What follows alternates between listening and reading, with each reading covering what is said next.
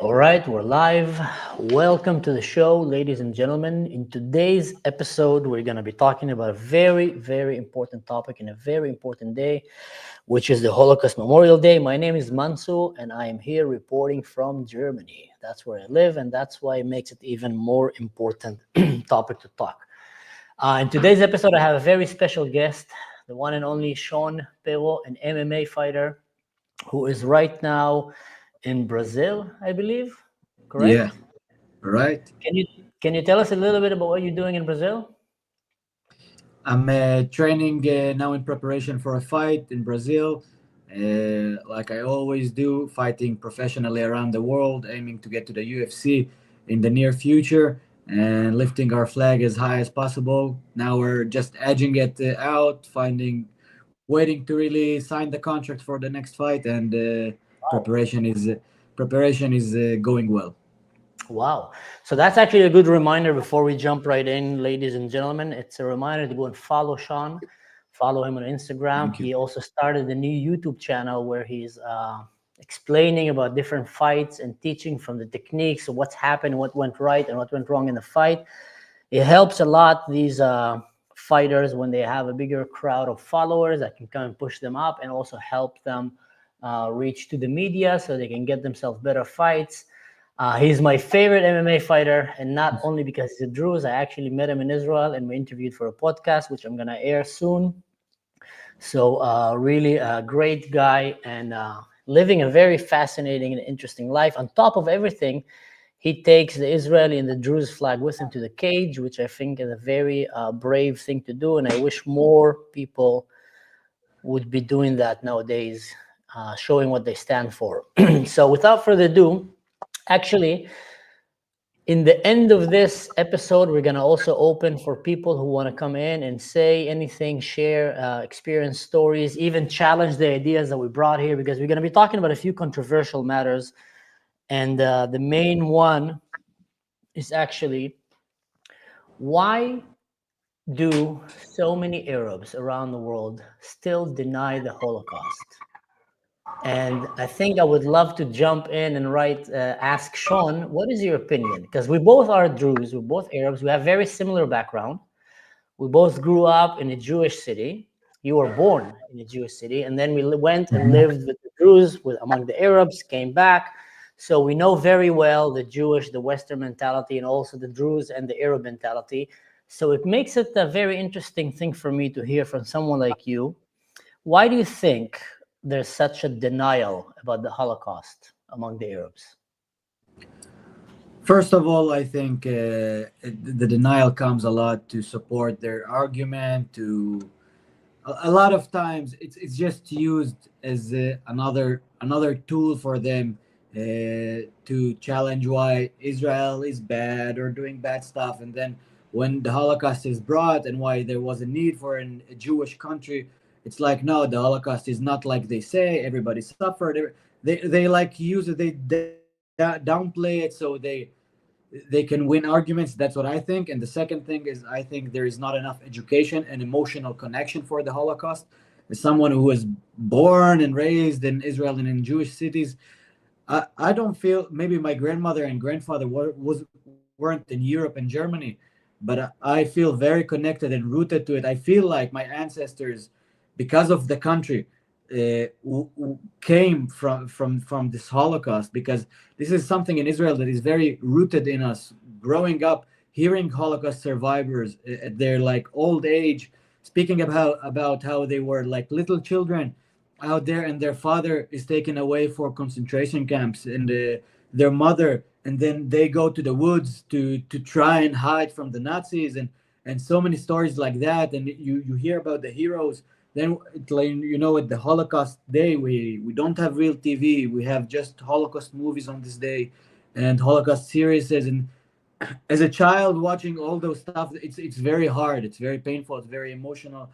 And to put yourself a little bit in their shoes, especially as a child, it's something unimaginable. And I think once you step into those shoes, because it's easy to deny, especially suffering and such great suffering, you cannot enter those shoes easily. You need to open your heart to really feel the emotional pain of such a situation. And many people, when they hear about Israel or Jewish people, they just close their heart, because for them, they don't want to look at them as people. And I'm not speaking a lot of people, but the people that are against Israel. So that's what I think, and I think it's stupid, and it hurts me, and I want this to stop being like a mainstream thing, because like for me it's like a conspiracy theory a lot of time, like a flat earther or stuff like that. Like they're just like, yeah, they're just like pouring out their like stupid stuff out of their mouth, and this thing should not be laughed about or should not be miscommunicated. Yeah, definitely. And what bothers me is there used to be days, I call it the normal days, before everything went crazy. Maybe after Corona, things started going really weird around the world. But there used to be days that was very clear among everyone in the world that Nazis were bad, that what the Nazis did was bad. And doesn't matter if you are pro-Israel, anti-Israel, pro-Palestine, there was some kind of consensus, at least that's what we thought around the world, that Hitler was a bad guy, the Nazis, what they did was terrible, and there was so much overwhelming evidence that showed what happened. But I feel like we're waking up to a world now, and we're going to dive in right now to the Arab world, but also in the Western world, that you're starting to have so many young people that are questioning everything, and that's good to question, but they're questioning a lot of stuff without any context or without any root to history, fact, science, doesn't matter what. And they're even questioning now the Holocaust. Did it really happen? Did it happen as they say it happened? Or is it some kind of an Israeli Zionist propaganda to make the world feel bad about it and to allow the Israelis to do what they like to call crimes against humanity? And what I try to think is, in the Arab world, I mean, you can't deny the Holocaust. You can't really deny that it happened. There is literally concentration camps. There is so much evidence that was left after by the Nazi soldier who didn't finish the job, that was collected by the Allied forces and is now presented in museums and in Holocaust concentration camps and ghettos that show you what happened. And it's the most horrific thing. It's similar things to what we saw happen in October 7, murdering women, children, babies. Exactly. Out no Exactly. mercy. And then come people today that tell you that they, it didn't happen. But I feel like in the Arab world, and I think you mentioned it very well, it doesn't make them feel comfortable and it doesn't serve their agenda. But what it does serve, they actually admit that the Holocaust happened, because they come and say Hitler should have finished the job. I like Hitler. So in one hand, you're saying the Holocaust didn't happen, but on the other hand, you're coming and saying, yeah, but I like Hitler and what he did. And you ask them, why do you like Hitler? And they come and tell you, because he was very good at killing Jews. So that's why I think if you're an Arab, you try to deny the Holocaust, you should be morally confronting yourself right now and say, okay, which side do I choose? Am I choosing to lie over this, or am I choosing to kind of pretend that it didn't happen? That's something that just, kind of baffles me. Did you, in your camps, traveling around the world, have you ever met someone that, denies the Holocaust? Or I had some questions. I had some uncomfortable conversations. I don't think it was in my camps, but like in my journeys and people I met, because I never shy away from a conversation. That's me. It's a pro-Palestine, anti-Israeli guy. I don't just fight him and emotional. I just try to understand. And a lot of time when they get to this like emotional and sensitive topic, I feel it's like I don't know where they get their information from, but I feel like almost immediately they like downplay the Holocaust, and it's not as that big numbers of how it was told. Like it's not 6 million. It's not possible, and they will try to get some like a conspiracy theory YouTube video that shows that or something like that, and they will try to like say stuff. I never met someone who said like that the Nazis are good. I heard like about Bryce Mitchell, which is a UFC fighter that just fought Gian Silva, my friend, and got really choked to sleep. He said that Hitler was a good guy, And a lot of people say that he just said that, but they didn't hear the podcast. He said Hitler was a good guy because he was cleaning Germany from the Jews that were queering his people, that were doing stuff. Look how much he's a flat earther, so like we have also like this connection. And, like it became so much mainstream today to really not base yourself on facts, and it makes me crazy a lot of times because you cannot have real arguments and you cannot have real conversations when people are not basing themselves on facts. They're basing themselves on questions. They're basing how it's possible. You cannot base yourself on such a thing. So and I think that I met a few people like that, other than Bryce, that I heard it like literally like that he said that. And I met Bryce a few times, like I saw him, but I never heard him talk about it. I heard he's also a good guy. He's just a stupid guy, very stupid guy. So we have a lot of them today, and Wow. a few guys like that are really not stupid, really not stupid, and good guys, really good heart. And I know, and they bring it up and like try to downplay it. It's like when October 7th happens, it's so much similar. Like that's like why it feels so like it happened again for a lot of us. But this time we have a country, and we're a strong country, and it's not Nazi Germany, it's not the superpower, it's just a different war, but it's almost the same thing. And when Shani Luke, the girl, was kidnapped to Gaza from the Nova Festival, all broken, Palestinians spitting on her, and like almost dead probably. And I speak with people right after it happened, and like they're like, "Oh, my heart is with you," but the Palestinians, like they tried to like already defend the Palestinians because they knew what was coming. And at one time they told me like, uh, I told like about Shani Luke, like look how it looks, but they tell me she's not even dead. Like everybody says she's dead. I'm like, dude, if she's not dead, it's even worse. Her That's mother your looks at it argument. like that. Her like her leg is on the other way. Palestinians, like Muslim radicals, are spitting on her, taken from a Nova festival. All her friends are killed. How can you say, but she's not dead. She's not even dead. Don't believe everything you hear in the news. And this is again, they're trying to downplay those stuff to to win their arguments, because they believe with their whole heart. And you will not be you fought a debate against somebody who I heard that he really believes in the Palestinian agenda and Gaza agenda, and they don't want to lose this position. They don't want to think they're on the wrong side. They have this belief is already a conviction. You will not change it, and they will hold it to heart. It's like you tell someone who is a believer that God does not exist, like he cannot accept it. It will not happen. So it hurts me that this is what happens today. So I think it's an attack against the Jewish people, against history, and it's on the rise. And a lot of smart people, actually the older people, the 30-year-old people and older, are still smart, but a lot of the new generation, the 30 and down, all over the world, are bringing a new mind into this world. And a lot of them downplay the Holocaust, downplay stuff that happened to Israel, downplay the Jews, and this is straight up anti-Semitism. And Yeah. for me it hurts, and we need to re-educate the world. I hope I can do that with a little bit of what I can in my platform. Gian just did a beautiful job, really, and have big platform. We have supporters all around the world, and it's just like showing the truth. It's not even like trying to say something just to win an argument. It's just like, look, Wow. this is the truth. So yeah, I see someone wrote hello from Brazil, and we have Sean here talking in Brazil. So hello back, Brazil and Macedonia. Hello.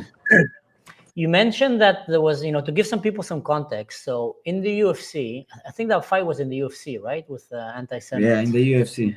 It was So in the the UFC in the UFC big is the biggest fighting platform in the world, and some say one of the biggest sports in the world, and they have huge worldwide coverage. And there was a fighter there that was clearly anti-Semite and Nazi supporter. He was literally out there speaking, not even shying from it, and calling that Hitler was right and the Jews are evil and should have exterminated them all, etc., etc.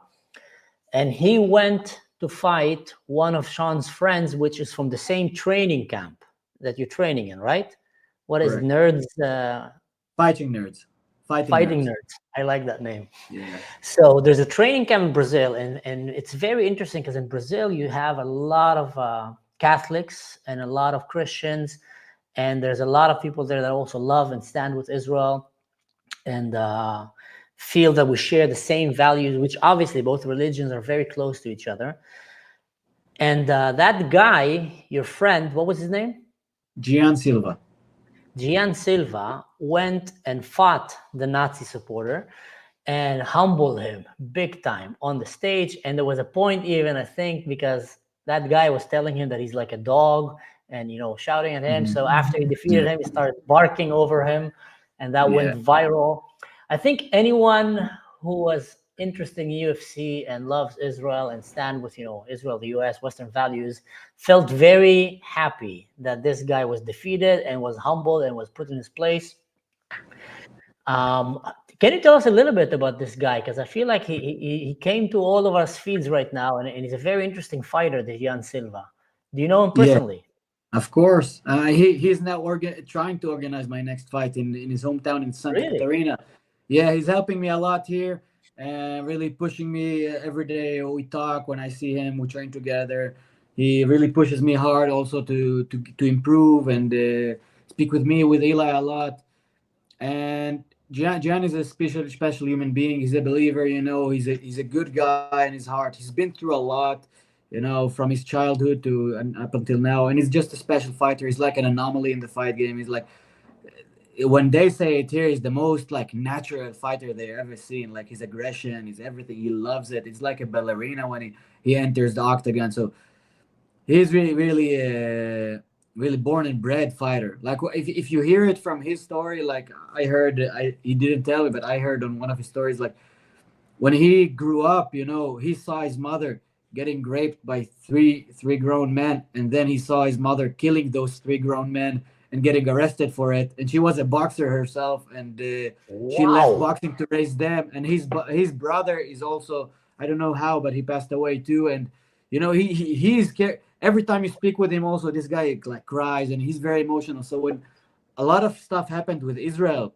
he couldn't like really. I didn't know it, but from what I hear and see with Eli, he was Eli's very good friend. He was very emotionally attached to the situation and really told Eli a lot of time, remember why you're fighting and what you're fighting for. And so I think he just saw it as the right side, as the absolute right side. Like a lot of people need to see it. And I'm not downplaying the Palestinian side and not a lot of stuff. And we can have a different conversation about that. But on our side and how we got hurt, if you're right in your mind, you cannot downplay it for sure. And you need to know what's the right side, especially of humanity. He knew that immediately, and when he heard about Bryce, what he said and everything, he just got crazy. He said, I don't like this guy, because you know what, this guy have 600 followers on Instagram, 600,000 followers on Instagram.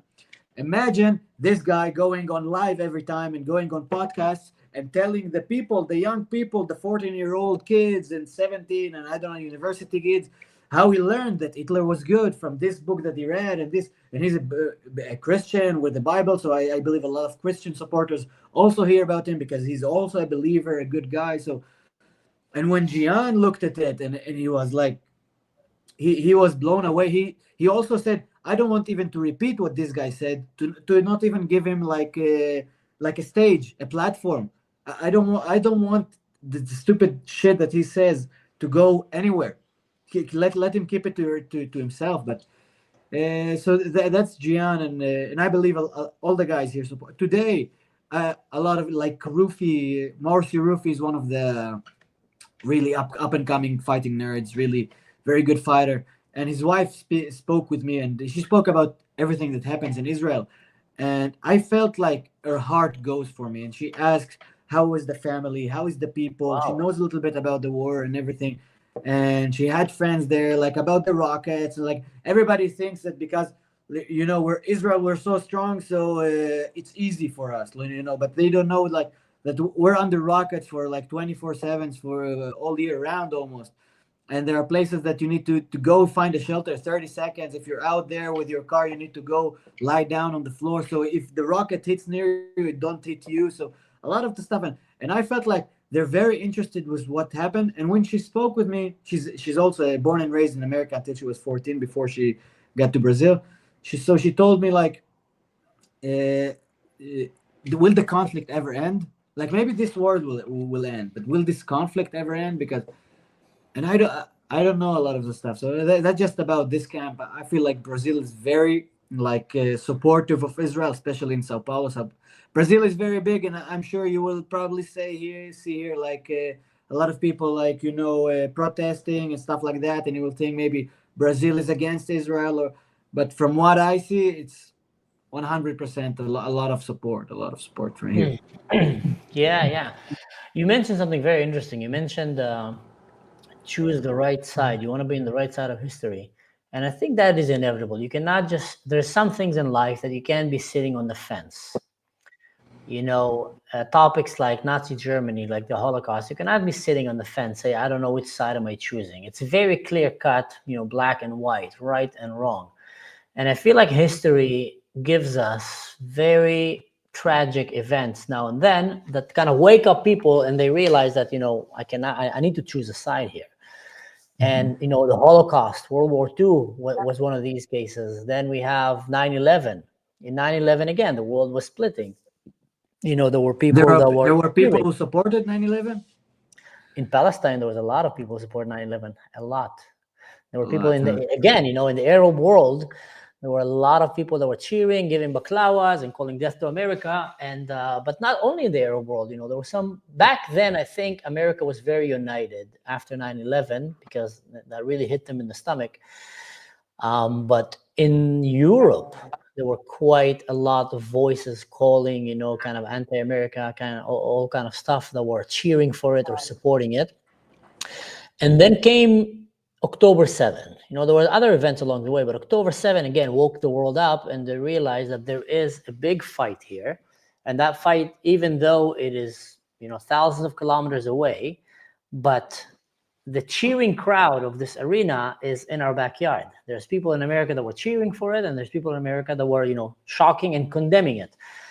And that's very interesting, because I feel even now today, people are trying to get out of this because they don't want to be categorized. People don't want to say, I belong to a side. I'm a free agent. I think for what I think, and I don't believe anything outside. And it might sound cool for the young people to say that, but you just can't say that about some things. Some things are just clear cut. Like what happened now in Kashmir, in India. You can talk as much as you want about the India and the Pakistani conflict there, but to justify the killing of people that went to their honeymoon, there was this image actually of that girl laying next to the body of her fiance. From what I understood, because I looked around a little bit and was looking to see maybe who that lady is, that was a couple in their honeymoon. Imagine they're in their honeymoon, and then they go and they get slaughtered in the most horrific way by Muslim extremists. And then again, you have people in the US that are denying it, that are justifying it. So that's in the West. But when we're talking about the Arab world, and that's what kind of interests me here, is because there's undoubtedly a very, very dark and wrong education that is starting from the house, starting from inside the families, where they're teaching their kids that they need to hate the Jews. And then later on, from that hatred towards the Jews and towards the West, everything else, that's the goggles they put on their eyes, and then they see the world through these glasses. And then the Holocaust must have not happened because it doesn't serve our, agenda, and we need to deny it. We should use it when we can. But here's something that I've been to Auschwitz.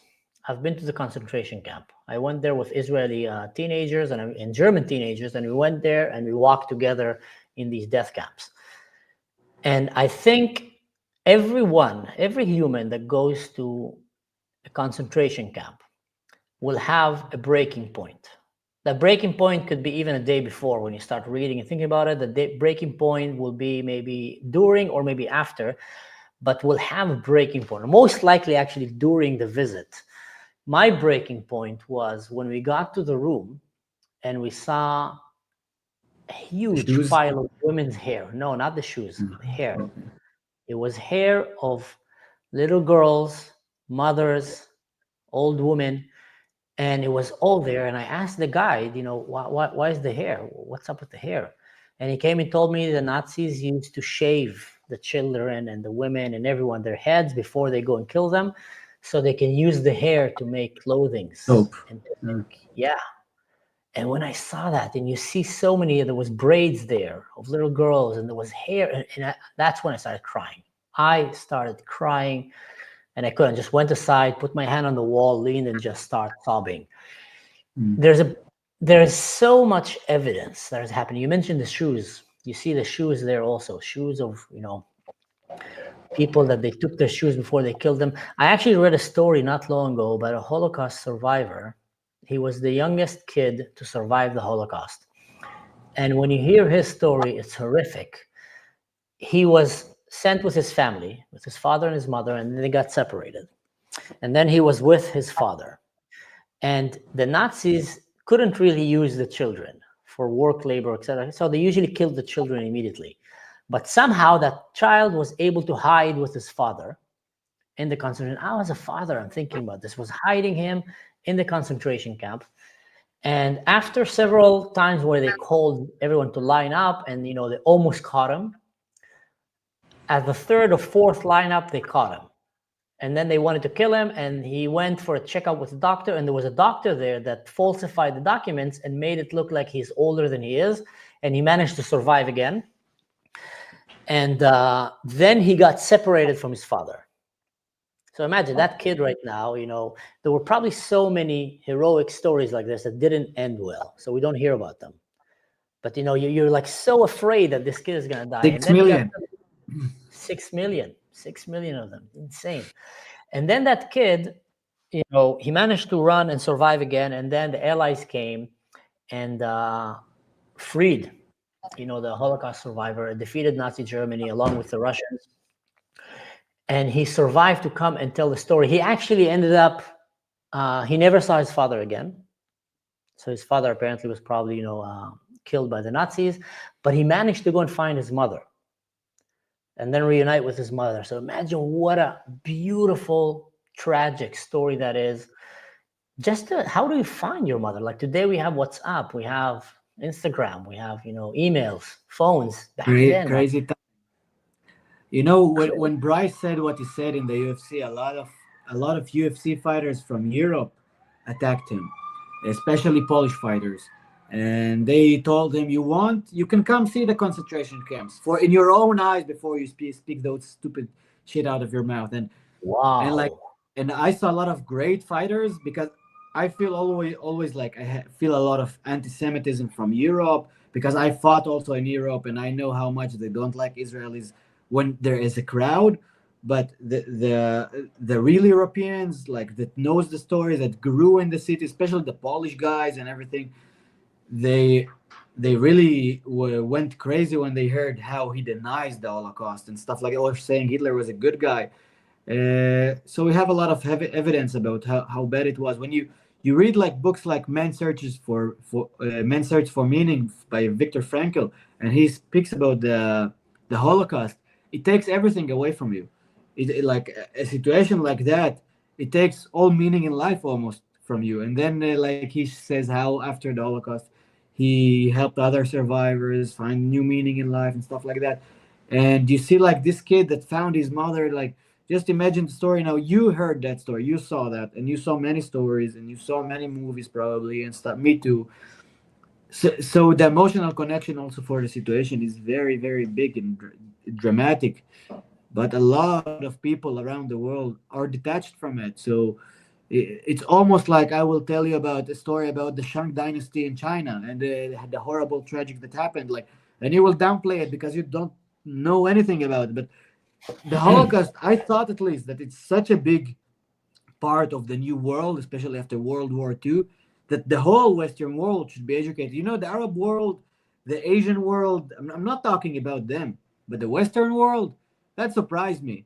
Like what happened in their education system, how they forgot to teach it. Like especially in this intense manner, because when I look at 7th of October, I see new Holocaust. Like I see something that will be need to be taught and educated for sure in Israel for a long time, but I hope all around the world, Yeah. because they will see the aftermath, the war, the everything, and they will already like put it on Israel. But always remember how it started, and really try remember it. Put yourself one day in the shoes of those Israelis.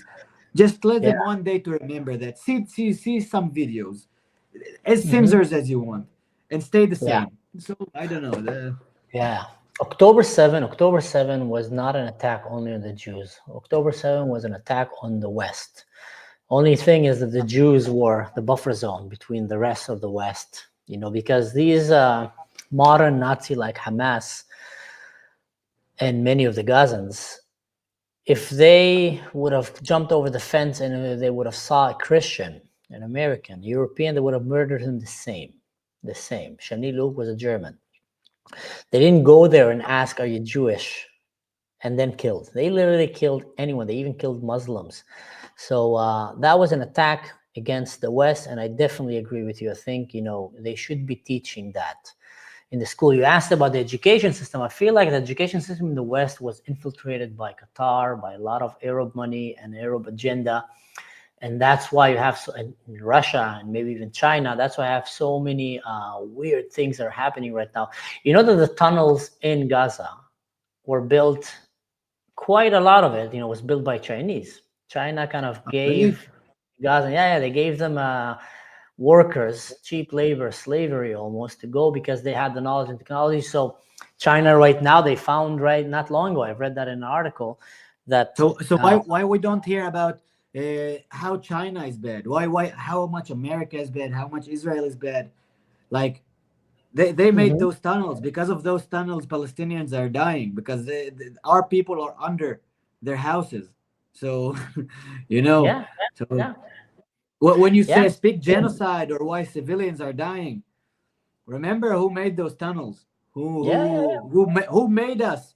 Like I just today saw like a Korean ambassador of Israel getting attacked by Korean pro-Palestinians and everything, and they say like, you use your technology for genocide, and technology shouldn't be for genocide and stuff like that. And I'm like, how stupid are you? Because we use the technology to minimize as much as we can from like hurting civilian life, like so much precise missiles to attack where we want, so we can get what we want to get another step. So we use technology to minimize civilian yeah. casualties, but try do it. You want, we can throw a real bomb on it and we destroy all of Gaza alongside with our hostages. But like, so it hurts me. I don't know, and it's just like, Yeah, the fact that Israel dropped more bombs than the number of people that died in Gaza kind of tells you everything. I mean, Israel yeah, must that's be it. really, really bad with committing genocide, because every one of these bombs, if they drop it on the right place, can easily take down 10, 20, 100, even 500 people. It's a very populated and dense place, Gaza. So Israel is not only not dropping these bombs indiscriminately, she's also telling people where to go so the bombs don't hurt them, and then many times canceling. And I've been in the military and I've been in these war rooms where we were taking down terrorists, and many times we canceled the strike just because there were people around, and the terrorists, they realized that, so they started gathering on purpose people around, mostly children, and that hence came the term human shields. They were using Yeah, them exactly as human shields because they couldn't protect themselves in any other way. One of the things that I got from my visit to Auschwitz, to the concentration camp, is the understanding that every human, at least once in his life, needs to go to a concentration camp, needs to go and see it with his own eyes, especially now. I mean, I'm talking about almost 17, 18 years ago. Now we're having the last Holocaust survivors that are still alive, are still living among us. In a few years, we'll have no one left. And then imagine then the amount of lies, and just it will be denial. lost to history. It will be lost to history. We need to we need to be loud about it. There are some Yeah, stuff we need to be loud about it, and And I hope we can keep that, because this is we say, we will never forget, like, we will remember, נזכור ולא נשכח, נכון? כאילו, Okay. we will remember, we will not forget, and to not forget, we need to also keep preaching it. We will remember and not forget. It doesn't mean that we're seeking vengeance, but we remember and we will not forget, and we will know, and I hope the world will not forget, and I'm sure I will do whatever in my power to keep it on the front, especially a subject like that, because, like you said, they will die soon. As hurt as it seems, and it will be left for us to keep preaching it, to move it from one to the other, because we heard them, we saw them, and I hope I would have been in one of the concentration camps. When it was this trip in school, I didn't have the money to get it, so to go for it. But one day I need really to go. One day you come to Germany and we go there together. You know, you mentioned that this Nazi supporter, UFC fighter, I forgot his name, that he have about 600,000 followers, and you know that the impact that he have, people like that use their platforms, and that's why I want to encourage people again to go and follow Sean here, help him increase the amount of people that he can reach. Because just imagine if people like you would have had that much, you know, influence and that big of a platform. Microphone. What is that? Megaphone. Have the megaphone. Megaphone, yeah, it will be a megaphone to amplify the voice of sanity and a good role model for young people that are living, you know, right now among us. So I want to start now answering some questions, guys. And I mean, Sean, you stay here with me and we're going to do that together. I also want to start bringing people to the show. So if anyone want to come and join us right now and is not too shy, I'm going to put the link here and you can click it and I'll have you in the studio, and then I will approve you to come in the show. If you talk nonsense, I'm going to kick you out. That's pretty much as simple as it is. So, here we got our first guest, the one and only, the kid. Hello. How are you? Hey, Sean. Long Hey, time no what's up? see. Not What's so up, much man? long I'm time, good. but miss you, brother. I miss you too. You're in Israel right now? What's that? You're in Israel? No, I'm Brazil right now. Brazil. Tudo Brazil. bom. Tudo Tudo bom. bem. Tudo Actually, bem. it's good that you came, because now we have two Druze and a Jew. It sounds like, you know, beginning of a comedy line, but Every time I It's come, better than two Jews and a Jews, I think. yeah. Because if it was two Jews, they would try to control. Everybody would try to manage it. with our Now there is horns, one with our manager. horns. Yeah. Oh, all right. No, but it's an interesting thing that you said about. Hello, Jonathan Hello. Broken. Hi, Jonathan how are you guys? Brockner. Good, What's good, up? good. How are It's you? good to see you. Good. So, for the I, sake of the conversation, let's try to do it one by one. Maybe just quickly introduce yourself, Jonathan. yeah, I've been following you, Mansur, for a little while now. I love you. I respect you guys. I'm a U.S. Army veteran, so quite frankly, my question is, and I've been to Israel since the attacks. I've volunteered. You know, I guess my question is, why is the IDF still being so damn gentle with these people? Because I, I, I I don't see a need for them to continue being so gentle. If these people have done this in any other country, especially in the Arab world, I think we all know that all of these people would have been killed immediately. That's a great So, question, Jonathan. Yeah, sorry. yeah. Well, I was just going to ask your guys' opinions and thoughts on that because, you know, you're Israelis, you are from the region, all this kind of stuff. So, I think there's two answers for that. First one is Israel is a very humanitarian country, and Israel is a country that has been aspiring to live in peace and trying to. Here is the best answer. When Ben Gurion gave the order to start the IDF, he said something very important. And I think that, you know, will answer your question. He said, a nation will build an army, will build a nation.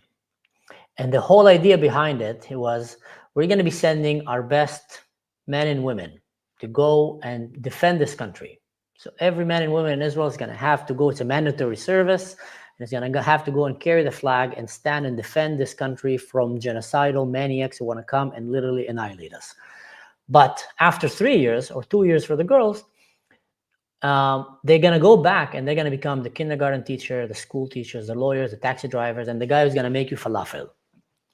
So we don't want to scar them, and we don't want to create, a Spartan nation of just fierce, bloodthirsty warriors. We want to remind everybody that there's humans first. And with that, you need to also never dehumanize the enemy, to remember that he's a human as well, as hard as it may be.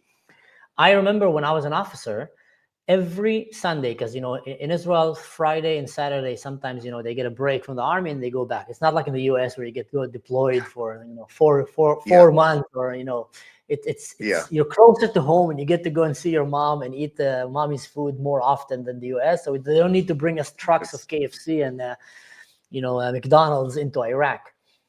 But I remember that when I used to go on Sunday, when I would drive to the base, I would meet with my soldier at the bus station, and I had to organize an officer. We call it an educational day. So I'm having to take my soldiers with me, and we'd either go visit a museum, volunteer in a hospital, go to an Arab village to get to know some, of the Israeli Arab villages, and educate them, take them to a music concert, doesn't matter what. And if I would not do that as an officer, I would be grounded or be sent to like a temporary, call it military prison, the military police. I'll be, so I will suffer consequences, because that was as important, if not more important, to the IDF than sending these soldiers right now to go and train to become, fierce warriors as they are.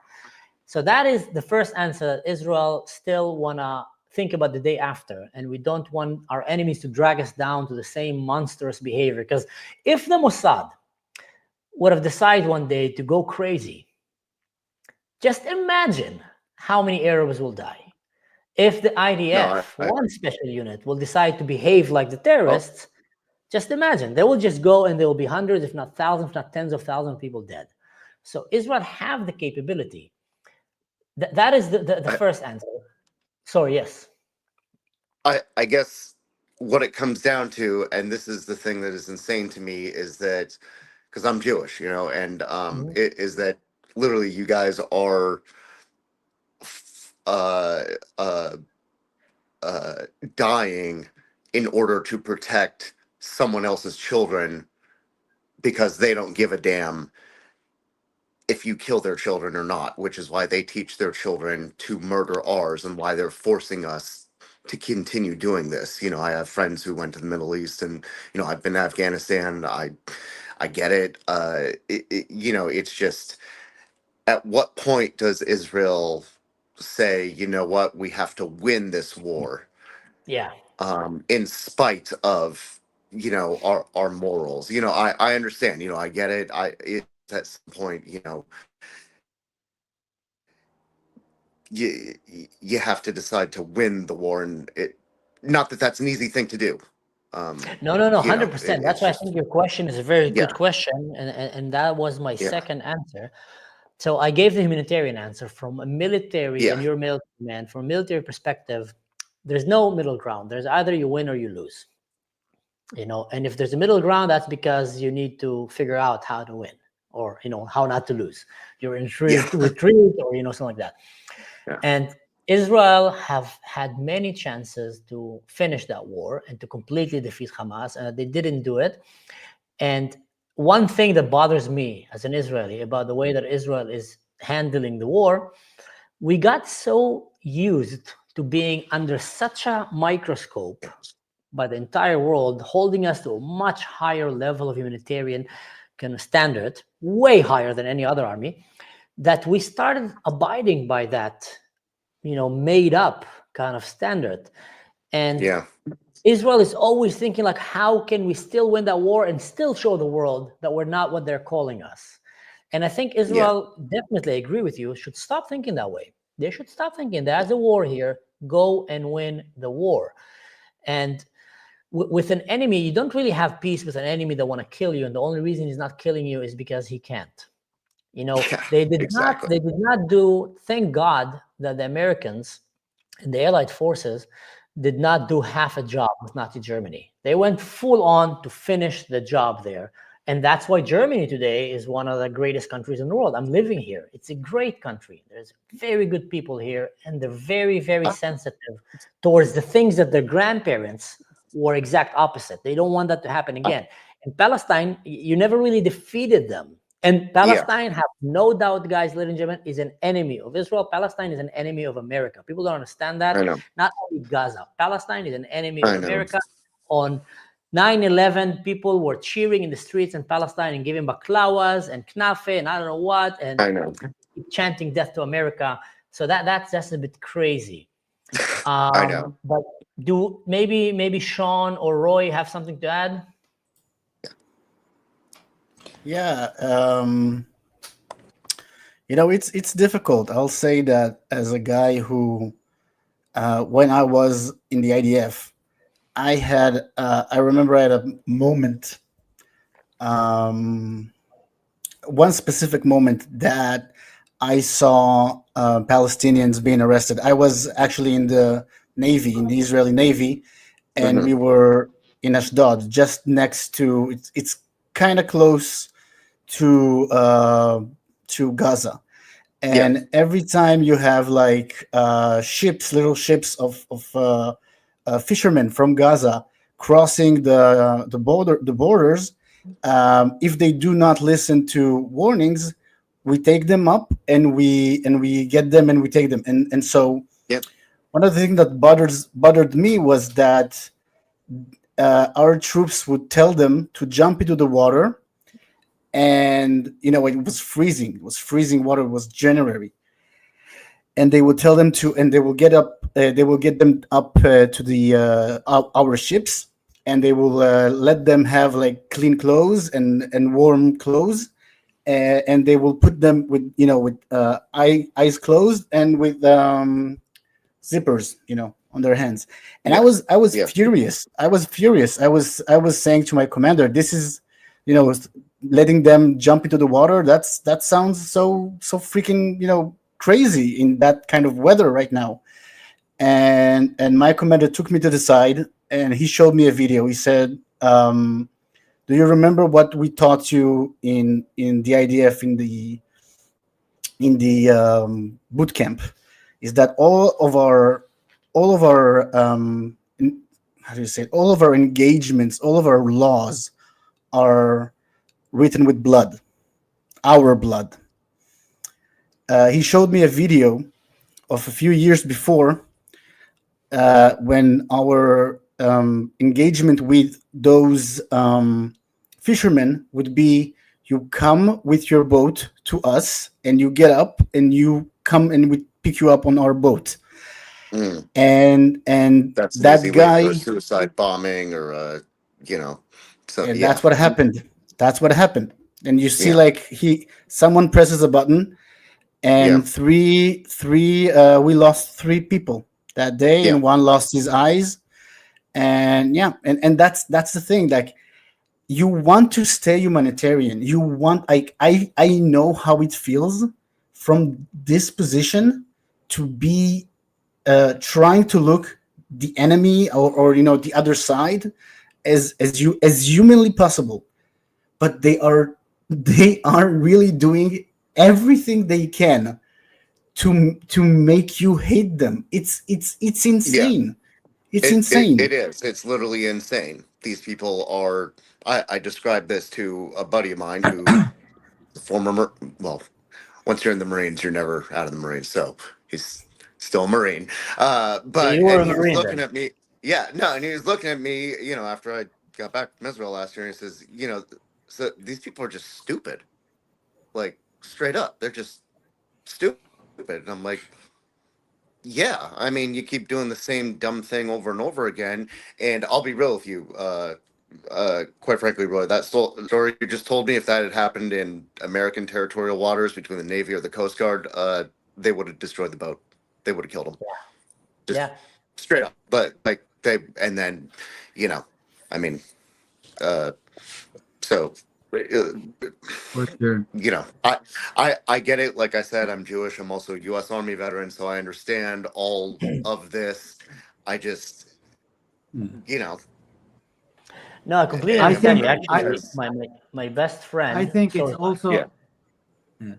go I yeah, ahead. think it's also from a strategic standpoint. It's very hard to fight an enemy that all it does it's really make it hard for us to fight them. oh yeah, So they 100%. use I mean, every human law possible to make it hard for us to be humanitarian. So that's the first thing. But well, that's why I'm imagine so that surprised at you guys, because quite frankly, there would be easily in an American operation, easily 5 to 7 times, probably 10 times more for casualties, just sure. Well, No, no, easily. 100%, hundred for percent, sure, and but we still also have hostages there, so I we know. cannot really just like kill our own people by being so aggressive. And No, imagine that no, of course not. it's like a 40 kilometer like territory that have like 700 kilometers of tunnel under it. It's like it's on Yeah. top of each other, and they pop Oh from yeah. every house, and you don't Oh, know I who's a know. combatant, who's a civilian. Yeah, so it's hard also It's to insane. fight it. So even if we go like just like be more aggressive, it's not always the way that it will work right now. So Yeah. we also need to outsmart them, and the way they use like their people as human shields. I remember I just read the last year Musab Youssef book, the Green Prince, the son of Hamas, and he speaks about like when they were in Ramallah and there was like the Camp David of 2001 or something like that, and Arafat like killed the argument, they like killed the how you call it the deal. Uh, Yeah. he called like the Hamas political entity to start making right to make it look like the Palestinians are against it, and they did it. And a lot of the Ramallah people like, oh, we need now to go and really show that we're protesting, and they just went in thousands into the Israeli checkpoint, and an Israeli officer or a soldier watching thousands of civilians coming at him, throwing rocks. What can he do? So you start, shooting rubber, and then you start shooting even real ammo because after this checkpoint, there is an Israeli settlement, and you don't want a Yeah. 7th of October. And those people, the leaders that made all the people go there, the Palestinians, before they got to the checkpoint, they just went to the hill. So they're not on the line of fire. And then all the Palestinians just went and got not slaughtered, but it looked like they're slaughtered for the Western world. And when Yeah. Musab Yusuf speaks about it, he was with his father on the hill and he sees his people dying there. Then after that, he goes to the hospital and he sees people mourning and bloodied and everything. And they kiss the Hamas political hands. Like they say, thank you for helping us against the brutal Jewish people that shot us. And he asked his father, why did we do it? Like why? Like imagine if I see my brothers go and throw rocks and do that stuff, I would kill them. And he said, I don't know if it will help you, but your brothers were there, like with them. And he's like, what? Like it's like it blows his mind. So they always do it. They rile up their people, they push them, and then they go away. So the leadership do it always and always, and it makes it so hard to fight it. And not just from a humanitarian standpoint, but just a strategic standpoint. How do you fight it? So especially when you have hostages there. So Yeah. yeah. To Yeah. add to what Jonathan said, and by the way, there's some people in the waiting room, guys. I see you, and you're going to be joining in a minute.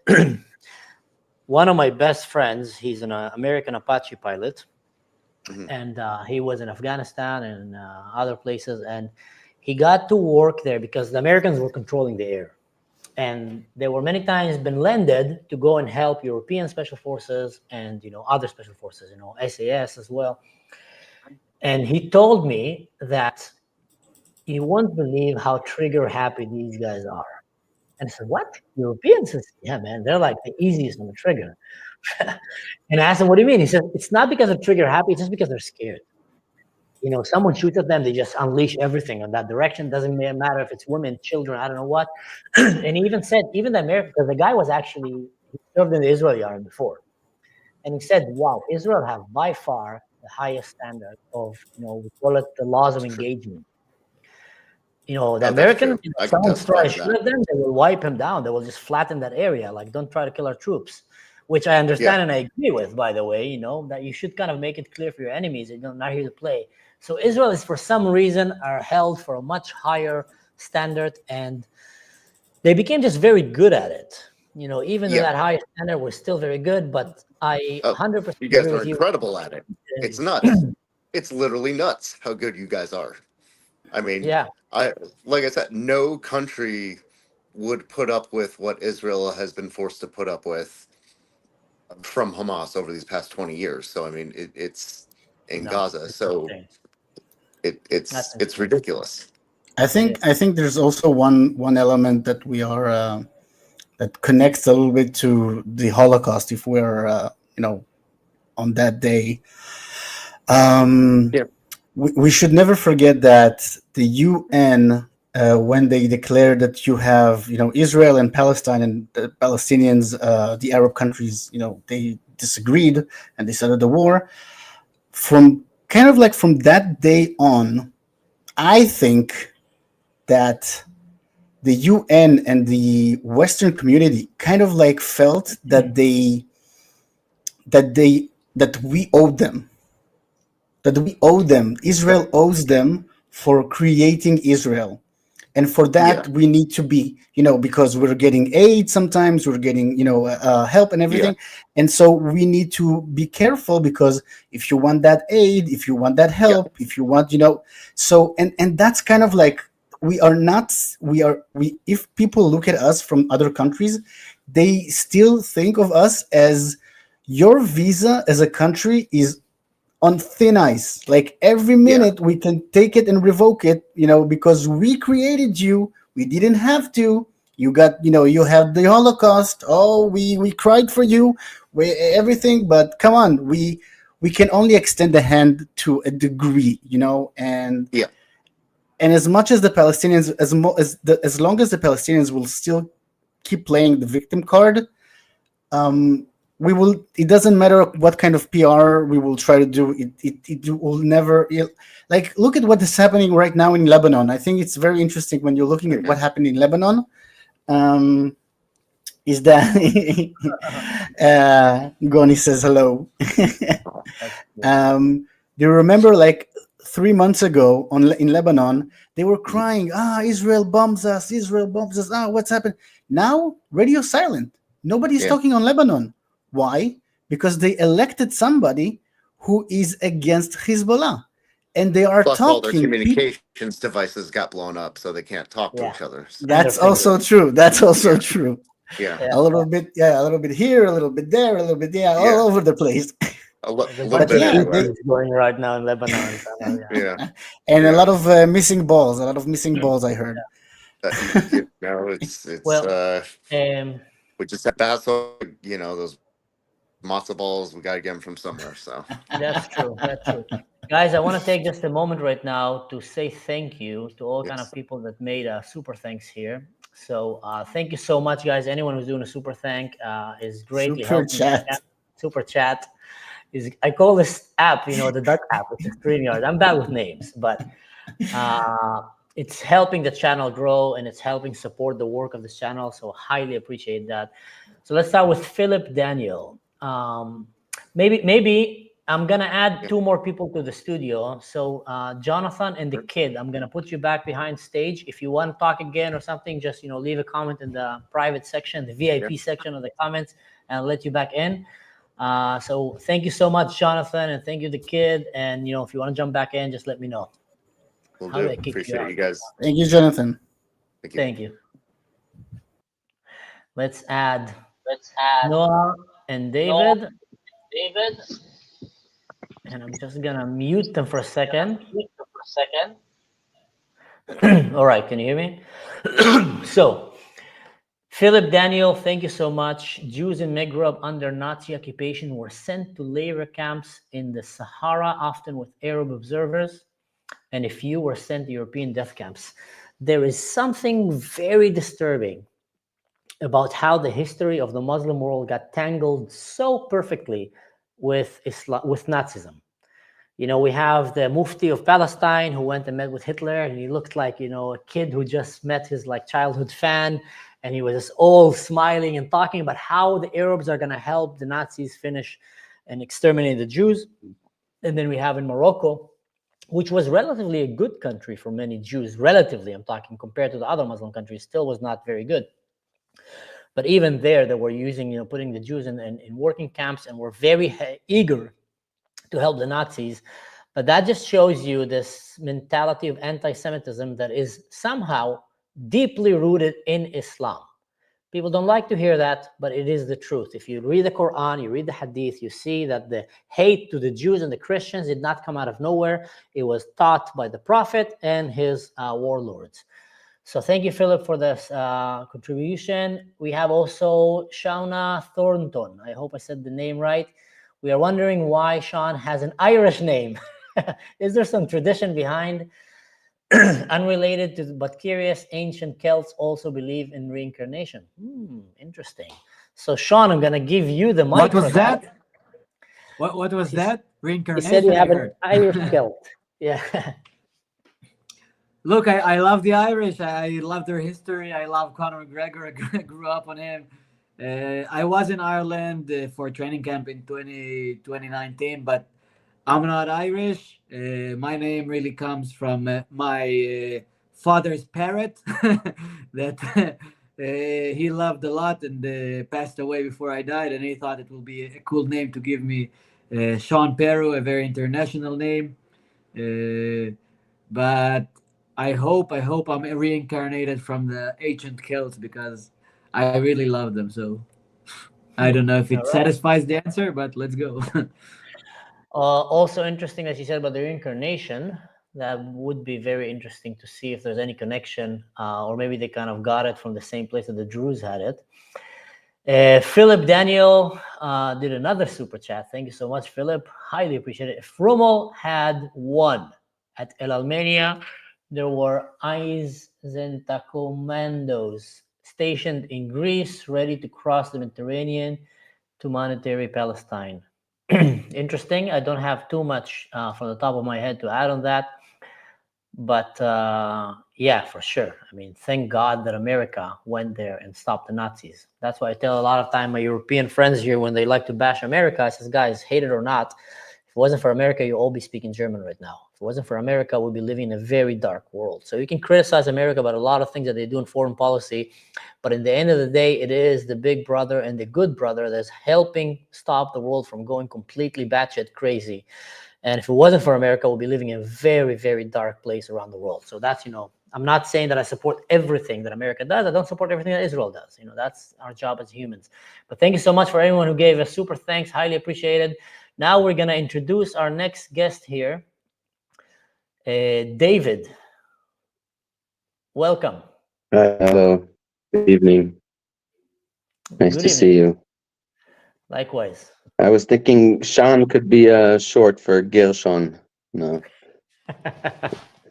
Make me Jewish, make me Druze. What's my Druze name if Gershon is the Jewish name? That will be a hard one. That is a hard one. Sa'an. Sliman. So, David, maybe I'm assuming you're from Israel? Yes. I grew up near Jerusalem. Very well oriented with all the cultures and history, and the affairs and misconceptions. And I have many, I think, answers for many of the problems at the root of them. Like many things are misrepresented, but some of them are like small details, and then people like look them over, but I guess the devil's in the details. Like people say things like the bus bombings of the Second Intifada, and they neglect the bus bombings of the First Intifada, which I clearly remember, like pretending it didn't happen. It's crazy to me. Were you living in Germany when the Intifada was in Jerusalem when the Intifada was happening? The first one and the second, yeah. Yeah, I remember. People who were living in Jerusalem, mostly in Tel Aviv, were witnessing buses blowing on a weekly basis, weddings, coffee shops, parties. There were body parts scattered on the side of the road, on the trees. Kadisha had to go and clean them, and that's when Israel woke up to this reality: we can't do this anymore. And that led later on to the checkpoint and to everything that people like to condemn now. And before that, there was shooting attacks before that, and combined shooting attacks before the bombings. And there was always stabbings and stone attacks, and except for when there was when the military control was still in place. When I was a child, I could go to Hebron on a bus full of Arabs from Bethlehem, and out of respect, they would give me the front seat. But then things changed in the 90s. What do you think changed? Because I remember these days. The concessions, Rabin conceding to the woke started to be. I think the outside pressure of the left built up. I think that started way before. I just don't remember, because if you ask people in the 60s, they'll tell you it started in the 60s and in the 70s. If you really look at the history, the United States didn't support they embargoed Israel in 48, and they didn't support it in 67 either. Only it was forced. It was forced upon them within the military. Is actually a coup that actually sent weapons to Israel from within the American military. The deep state, until now, you could see that they forced on us all of this. They forced on us the Oslo Accords. They forced on us all the concessions we've ever had with them. All the pressure we've always had. The 6-day war, we didn't go in with. Always we risk our soldiers' lives instead of bombing our enemies. Mm-hmm. You said they forced us. Who do you mean by they? Mostly the Americans, with the support of the Europeans. Like, we have enemies, but our so-called friends are way worse enemies than our friends, in my opinion. They do way worse damage. They prolong the war. They don't allow us to win. There might be some truth to what you're saying in terms of they prolong the war by not allowing us to finish the job, but to come and say that the Americans are worse than our enemies, I'm sorry, I would not agree with that, unless you want to explain that. I was saying the outcome of their actions are worse for us than what our enemies do to us in the long term. All right. Yeah, the outcome of their actions by. And I would say people like Francesco. I think there's a professor, Francesco. I forgot his name, but he's now he's. I saw him also in an interview later, and he's from Colombia. He's also he was in the United States, and he would say also that the deep state of the United States is embedded with Nazis, and it's designed to damage us. Mm-hmm. Francesco what? Someone wrote here, Francesco Gil White. That's what they wrote. Yeah, correct. He says things that I agree with, and I've said before. I've came across him, even though he said that it's a conspiracy, and people that also that the people in Israel are, that the leaders in Israel are corrupt, which there might be some truth. And I saw also he had an interview on Arutz Tov, I think, in Israel last week. And the host there also kind of challenged him on that, saying that he thinks it's also that it's the desire of the left in Israel and the progressive in Israel of also to pursue this kind of conduct. But my opinion is that that's exactly the deep state CIA. They use that kind of, because there is that kind think we lost the connection. Yeah, I think we can't hear him. Yeah, we lost the connection. Sorry for that. We have another guest here that is coming, Dr. Amsterdam. I'm gonna let him in. Hi Hello, guys. hello, Dr. Amsterdam. How are you doing, guys? Nice to see you. Good. I love you, man. Thumbs up to the great job you're doing. Really, I love your show. You have something special. Something very delicate. You're very special. I really love the show, man. So that's the first thing. Then Thank you. about thank you, my friend. Well, what you were speaking before. So um, the difficulties and the reasons why we are not managing to. Now it's difficult, the situation, the tunnels, everything is true. But I think that's not the real issue and the real reason why we are not winning this war. I think the real reason is because you cannot win a war if you don't want to win the war. When you go inside there and your purpose is not winning, you won't win. And our purpose is not winning. It's really that simple, and you can see all along, all through the, from the beginning, just the fact that it took so long to go inside after they do this kind of thing, it just should be, like, just go inside and, get your people out. It takes you 2 weeks or 3 weeks to go in. It's all about, the humanitarian thing, the whole thing, We should have said from the first place. When the first day that it happened, I was sure that at the end it's okay. Yeah. We are not living with these people. Or they go out, or they will die. That's what I thought. And then we end up, being like talking about how who's gonna be there to renovate Gaza. And it's like, what are you talking about? Who wants to live close to this thing? There's no way. Think about this, in this conflict, in this war, died probably 5 times the amount of Palestinians that died in all the conflict, 30 years of conflict. Do you think that now, after this war, they will want to live with peace with us? I don't see any chance of this happening. I think you have to be hallucinating, you have to be mad to think that after this, they will become Zionists, So the only way, because it's going to happen again, and then they're going to die again, and then the world is going to criticize us again. It's never going to end.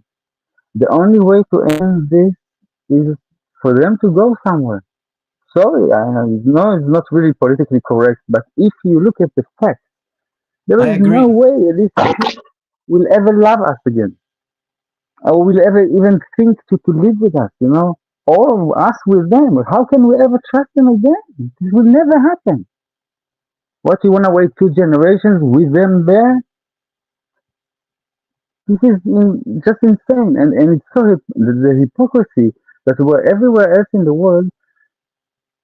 You have to let refugees live, like people, innocent people leave battlefields, and here, all the world is just trying to avoid letting them leave. The whole world is against them leaving. Why? Why the Palestinians have to stay with the bombs? The only people in the world. Why? And they say that they care about them. No, they all care about the Palestinians, and everybody cares about the Palestinians. They want them to stay in the bombs. I think most of these don't people really care. Yeah. No, of course not. Yeah. Amsterdam, I'm just gonna mute your mic because it's making this. I think the people who are opposing letting the Palestinians get out of Gaza and go somewhere else, many of them don't really care about the Palestinians. They just, because if they cared about Muslims, they would be also crying about what's happening in Syria and in Lebanon and many other places under Muslim countries. They don't. They're quiet. They only care about not letting Israel win and not letting the Jews live in peace. It's the same people that probably wanted Israel to be destroyed in the Holocaust. And here we are today, and they're still hoping that somehow we get to destroy Israel. And many people kind of tend to ignore the fact that one of the reasons that the whole concept of Palestine was created, was invented, was to dehumanize the Jews, Israel, and take away their legitimacy of existing by making them, forcing them to kill Palestinians, forcing them. They will send their children at us. They'll send their suicide bombers. We're going to have to defend ourselves and kill them. And then they're going to play the card and make us look bad. And that's what they've been doing for a very, very long time. And that is very, very sad. Dr. Amsterdam, thank you so much for coming. Always appreciated. You have one thing to say? Okay. Yes, thank you. Just the last thing is that the reason that we are not going there in order to win is because we lost our justice. We lost our real reason of why we are here in the middle of all these jihadists. You know, we're talking about the Holocaust and stuff. We have to protect the Jewish people. That's not the reason we're here. We are here because this is our country for 4,000 years ago. If it's just protecting the Jews, we can protect them in Uganda as well. So the whole thought of when we are losing our reason and the fact that why are we Jewish and why we are here, you know, then the whole thing goes wrong. And I think, yeah, that's the source of the reason, you know, the fact that we are trying to escape our Jewishness, run away from the fact of being Jews, you know. Sorry, that's an interesting point. Thank you for sharing that, Dr. Amsterdam. Appreciate you coming on the show. We're going to have our next guest coming right now, which is Niels. Hello. Hello, Niels. Welcome. Yeah.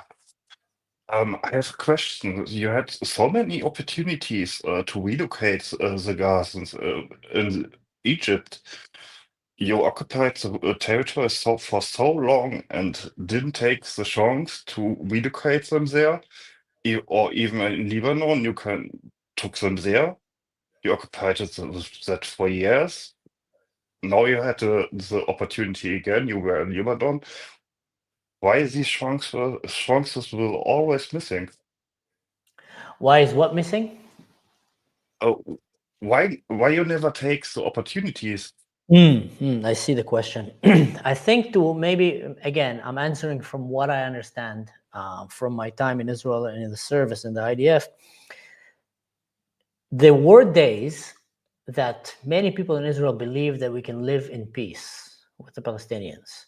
I remember as a kid, my father used to take me to Gaza, to Ramallah, to have knafe, baklawa, fish. Palestinians were coming freely into Israel.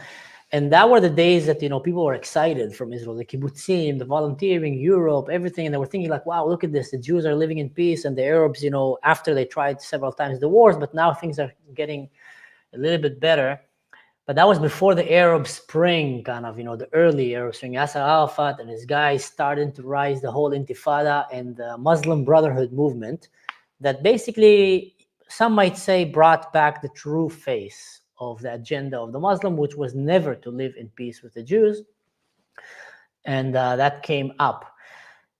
So Israel, it took her a very long time to wake into that reality, to wake into the reality that, listen, there's no partners there. They tried many times again and again. And I'll give that credit to Israel. It just shows that Israel honestly, genuinely, really thought maybe they can have peace with these guys. Let's give them land. We gave them Gaza back. It was never theirs, but we gave them Gaza and we took out of the Israelis out. I was there. I was in Gaza when we did that. It was heartbreaking seeing, you know, Jewish families being plucked out of Gaza. I had a soldier. Very heartbreaking. A very dear soldier of mine that his brother died in Gaza by a terrorist attack. And his brother was buried. And he came to me crying and said, they're going to open the grave of my brother now. That's a very, very big taboo in the Jewish culture as well. So it took Israel a very long time. And October 7 was like the seal, I think, that just kind of sealed it. To realize these are not partners for peace. And we cannot just have them stay here if we want to ever protect our children. So I hope that answered your question. Yeah, but a few months ago, you were in Lebanon again and make a peace agreement, and it would be a good agreement if you took the chance and said, take Yeah, at yeah. least 500,000 Gazans. Yeah. No, I get your point. Where can you send them? Like relocating them? Because nobody wants to take them over. Who? Egypt, Lebanon, Jordan? Nobody wants to take them over. Because they don't want peace so hard. But they don't want. But they don't want to take it. We can relocate them for Tel Aviv. I don't think it will be. But this is what in our power. We cannot relocate them to other countries that don't want them, because to keep the Palestinians where they are, it's good for them. It's good for the war. The Palestinians, how much I'm sorry for that. That's why they're made for. This is what all the identity of them is about, staying in Gaza and resisting Israel. And so Egypt will not take them. Jordan will not take them. Lebanon will not take them. So it's hard to relocate if there is no agreement on the other side. Like, we can just relocate them to our places. I don't think it's better than Gaza. So yeah, I think I was very surprised by the idea when Donald Trump said it, because it was actually a good idea. I came and I thought, honestly, if you get the Gazans to leave Gaza, you will have a very peaceful Gaza. The problem for peace is not the Israelis, it's the Gazans. Same with Palestinians. If they will go somewhere, you will have peace in this land, because the problem for peace is not Israel, it's them. Anyone who have a backward Nazi-like mentality and just want to kill life, should not be your neighbor. But practicality speaking, how can you do that? And will the West have the guts? It comes to the same question: why should Europe keep allowing a lot of radical Muslims come to Europe? I'm assuming that you're from Europe, Niels. And does Europe from Germany. You're from Germany. So does Europe or does Germany have the guts to do what is right? Well, the right thing to do is to grab many of these, almost all of these illegal migrants that came here, especially the young jihadist age males that are coming here and trying to push and kick them out. Do they have the guts to do that? And once they will start doing that, you're going to have so many, the left, extreme left and etc., trying to go and tear the country. So the big mistake was to even let them come in. And now what are you going to do with that? And Israel as well, I mean, practicality speaking, is just not that simple. I'm not opposing the idea, to be honest. I'm not opposing the idea that Israel should kick them out. Send them to where they will belong. Send them to... Yeah, even in Europe, all the problems on the streets with all the radicals. Getting worse and worse. It's getting worse and worse. And, at least Germany, compared to other European countries, is kind of doing something about it, or at least kind of trying to push back. Other countries completely rolled over. You look at France and, Belgium and Amsterdam, even Holland, they're just rolling over and letting them take over. UK. Sweden, they rolled over a long time ago. They kind of became the capital of jihadists in Europe. Well, anyway, I have anything else you would like to add, Niels? Yeah, I think in Europe has had much to do with money from the Gulf states that's flowing in the politics. Yeah, you mean like they're buying politicians and creating 100%. 100%. It's a nice cut of money. Yeah. And I think it's surprising me that the West is not understanding that and acting. If you know that there's a drug dealer in your neighborhood that keeps paying your children money and giving them all kind of healthy, unhealthy, gifts, or radicalizing them, and you hear that as a father, your job will be to come and tell them, stop doing that, or I'm calling the cops, or get out of here. Or even go out with a baseball bat and make sure you stop doing that. Europe, the West, they know what Qatar is doing. They know what the Muslim world, many of them, is doing with their money, China and Russia, and they just ignore it. That's really, really bizarre to me, that they're not understanding that this is, you can call it declaration of war. Someone tries to destroy your country from within. He's not your friend. Yeah, I think it's of some things of a plan. In the Soviet time, it's called diversion. Mm-hmm. So you destroy the core of the nation. So you can create a new Europe. That's the United Europe. Morality of that country. Yeah. I think that's the aim. If I you won't be compare surprised. Germany 20 years ago to now, it's so different. Yeah, I see that in the streets, man. I hear that because I hear Arabic. I hear what they're talking in Arabic, and I hear what the Germans are not hearing, and it's not what they tell the Germans. There's a lot of bad folks here in Europe with really bad intentions, and Europeans are either ignoring it or maybe forced by the country to be ashamed of sharing their views about it, because they will call you a fascist if you do that, or supporting them. It's very, very bizarre. I'm having another guest here coping. So Niels, anything else you would like to add? Yes, thank you for having me. Goodbye. Thank you so much, Niels. Appreciate it. And Thank you, Niels. enjoy the summer in Germany. It's getting better now. Hope so. Hope so as well. Thank you. All right, we're gonna add here Mr. Coping, love your enemy, punish the wicked. That's a very interesting. No, you're muted. I don't know if I muted you. No, I out of courtesy, I tend to mute myself, so background noises or whatever. Appreciated. Yeah. I have a question here. There's a thing here on the StreamYard that I haven't seen before. It says this thing about uploading recordings and asking me to store data. What is that actually?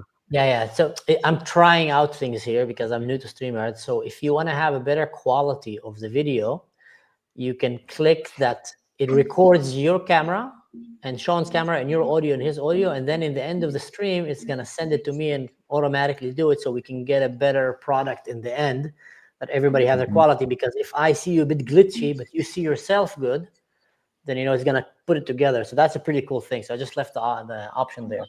Oh, okay. So I guess I should allow it then, just in case to. If you don't mind, yes, that will Sure. make the quality a little bit better later. But you don't have to. Like if you. Yeah. No, I have to help. Thank you. Yeah. Well, I can explain the love enemy and punish the wicked. Because we're all one big family, right? Or all the human family, and but we learn ourselves different manners. So when you are fighting your brother, right? If he tries to hurt you, you have to do what you must, but you should also recognize that his mind may have been corrupted by forces beyond his control, and so you should try to figure out some compassion. But if he's wicked, you should slap him, and slap him until he has to learn some manners, right? That's a pretty appropriate thing in my opinion. Yeah. So I came on because I wish I come on earlier, because then maybe I could have also asked this in context with the kid who I tend to meet sometimes at the Lugna's live stream. Voila. But for this, well, there he is. Okay. Voila. So Hello. yeah, because I had like a few. Yes, sorry. There's been like a few things I found a little bit peculiar with like the distinction between how the IDF is dealing with Gaza compared to Hezbollah. So like just very briefly, Hezbollah entered the fray saying there will be no consideration of negotiating a ceasefire before there is a separate ceasefire. And long before they said this little brief ceasefire that was, they basically, from unconditional ceasefire, they accepted a ceasefire where the conditions are to withdraw and disarm. Now, you can call that a ceasefire as much as you want, but that's actually a surrender. Now, this suggests that the combination of force and subterfuge that the IDF had employed, which was very brilliant. I mean, I have to just say it outright, it was erectile inducing when those walkie-talkies went off and so forth. And that suggests that they had sufficiently intimidated and humiliated the enemy, because in war, it's killing is not a punishment. It's just the words have been replaced with kills. So they had successfully intimidated and humiliated the enemy until they decided, okay, we're going to cave in here. But not with Hamas.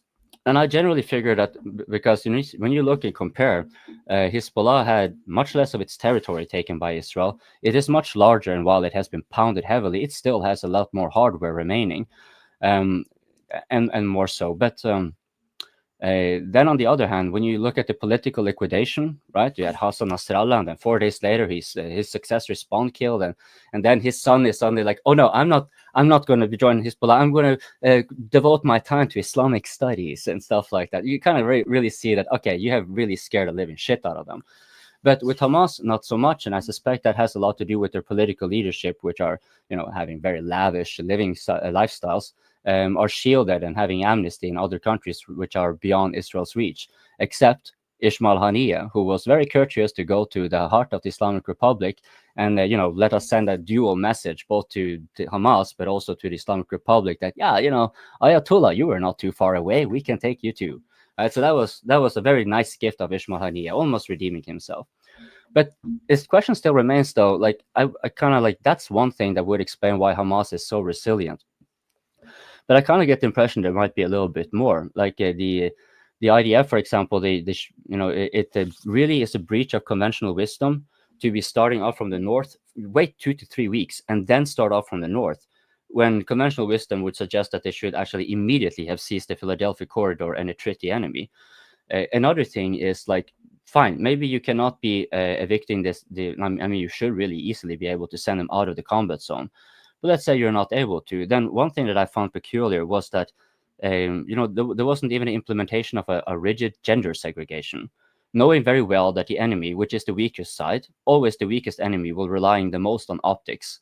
And when you see that the enemy in this case is using its own civilians in order to garner sympathy and so forth, then it would make sense that you segregate the women and children from the men, right? And have the men maybe become more responsible for their own safe zones. And as for the women and children, well, then you have deprived the enemy of an important PR. And so there are several things there I kind of found peculiar, as well as why not drown the tunnels? I mean, they were talking about pumping, but I think that is ridiculous. Why would you do such an expensive way? You just dig a channel. There are plenty of machineries that can do it rather quickly. You dig a channel from the sea to the entry and just let it flow. And as it fills up, I'm writing the question down. I'm not ignoring you because you have very okay. Yeah. You feel free to stop me if I'm rambling too much, right? But like the thing is, like some arguments I saw when this was proposed earlier on was, okay, it can damage the groundwater, which is fair, valid, but this is war, so tough luck. The second thing would be, oh, but what about the hostages? And that I thought was absolutely ridiculous, because that is the only bargain that the terror tubbies have. So as the tunnels get flooded and they have to surface, they will bring the hostages with them. So there's that. I guess a final one is, this was really the only one, but since the kid came on, I thought he's kind of like with active duty military people involved, so he could probably maybe explain and answer this a little bit better. But then it is the final thing, which is the fault line of Israel and Hamas's strategy. Because previously, when Hamas has been taking hostages, they have done exactly like they do now, relying essentially on the external pressure on Israel in order to, eventually they come to a negotiation part, right? But in this case, the main difference, as far as I can discern, is that unlike before, Israel had then what would be in Ukraine called a special military operation. But this time, they declared war. And a declaration of war brings a whole different level of commitment. So politically speaking, Israel cannot yield. And we see that.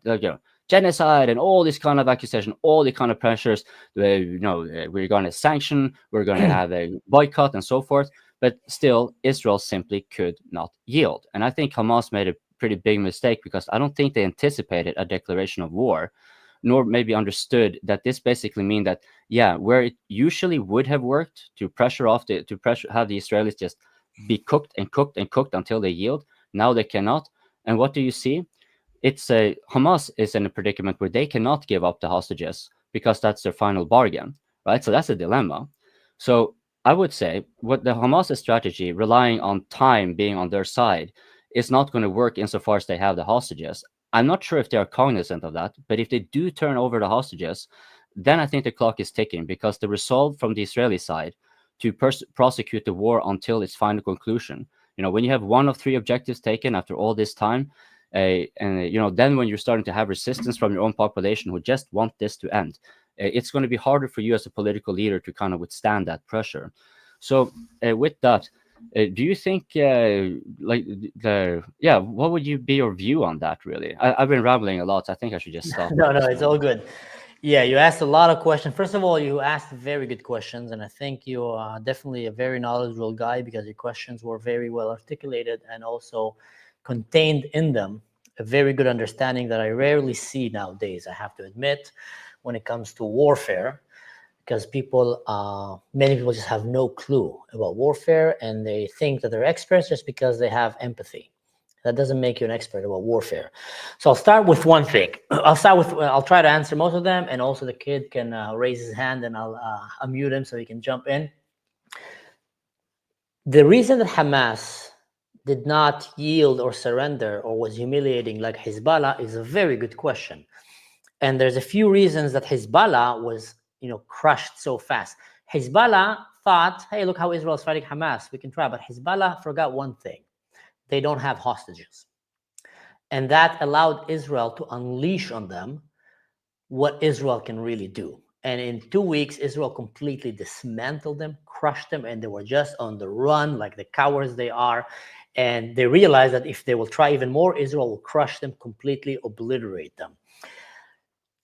That said, Israel should have done that with Hamas. And that was my opinion from the beginning of the war. Israel did not speak Arabic, did not understand. I was an officer in the IDF. I was in the Special Forces. I served in Gaza. And I'm a Druze, and I understand the Arab mentality, I think, probably better than many, many Jews, with all due respect to my Jewish friends, because I didn't grow inside it. When Hamas entered Israel and did what they did, they were given the chance to run back and then to live on the fume of the achievement in their eyes that was unheard of. So they got exhilarated by the amount of death and suffer that they caused to the Jews, and a lot of the Arab world was glorifying them. And then they went and they hid in their tunnels and realized, okay, we're going to hide here. Israel, I think they knew that Israel, I'm going to answer two questions in one here. They knew that Israel is going to declare war, but they were counting on the West and the liberal media to save them. So they said, listen, that's why they had these tunnels ready. That's why they had so much food in it. That's why they didn't let the civilians come in, because they wanted to keep them as human shields. So Israel is going to come so angry at us, and they're going to crush everything in their way, and we're going to push at them women and children. So you were very right about, if Israel should have probably tried to separate that. And then the media and the West, after 2-3 days of shock, will start saving us.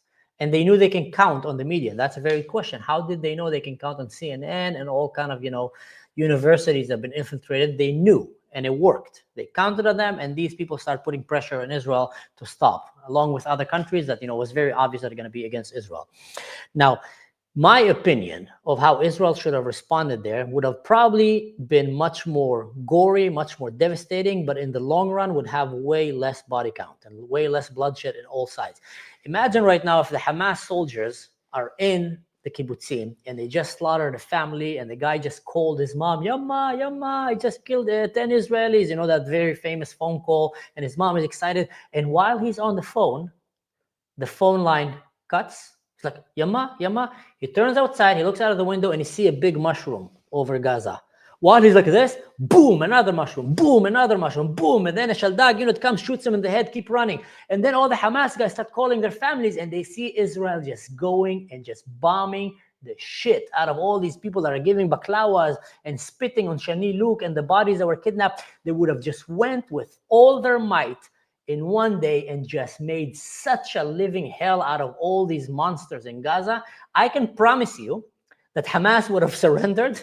They would have ran back. They would start begging, please stop doing this. They would run back to their family. I don't know what. Their morale would go down. They would be completely crushed, and they would have become a joke in the Arab world. And that's your point, that you nailed it. And I think that's a very important point that maybe people ignore. It's not about killing the enemy at war. It's about humiliating and crushing their ideology.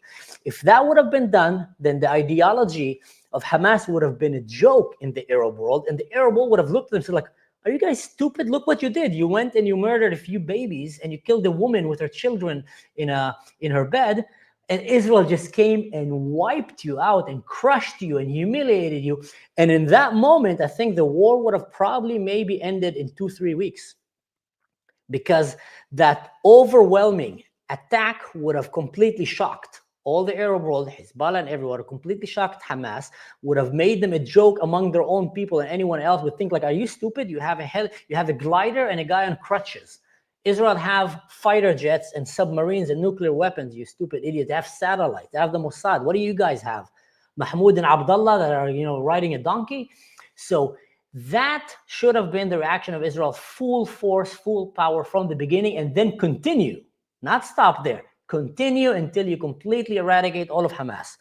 Israel didn't do that, waited 2 weeks because they were responsible. They knew about all the booby traps and et cetera, et cetera. But I'm not talking sending the troops right now. I'm talking Air Force bombing.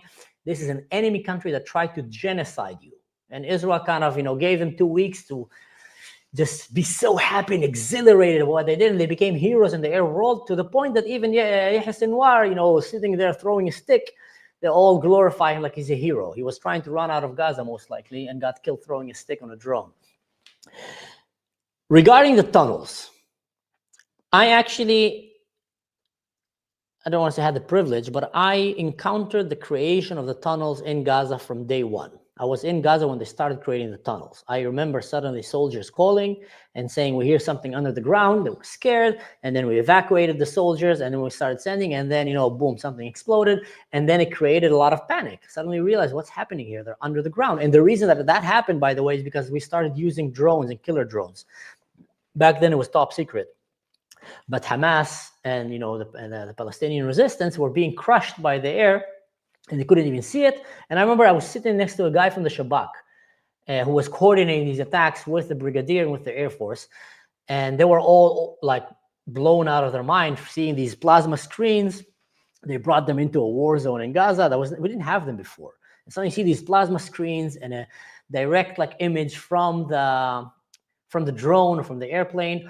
And then you see the terrorists running. And then when you find out they're not next to civilians, boom, take them down. And again, it was very successful. But after a week or two, and I told the Shabak guy, listen, we're going to have maybe a few weeks of success, and they're going to learn.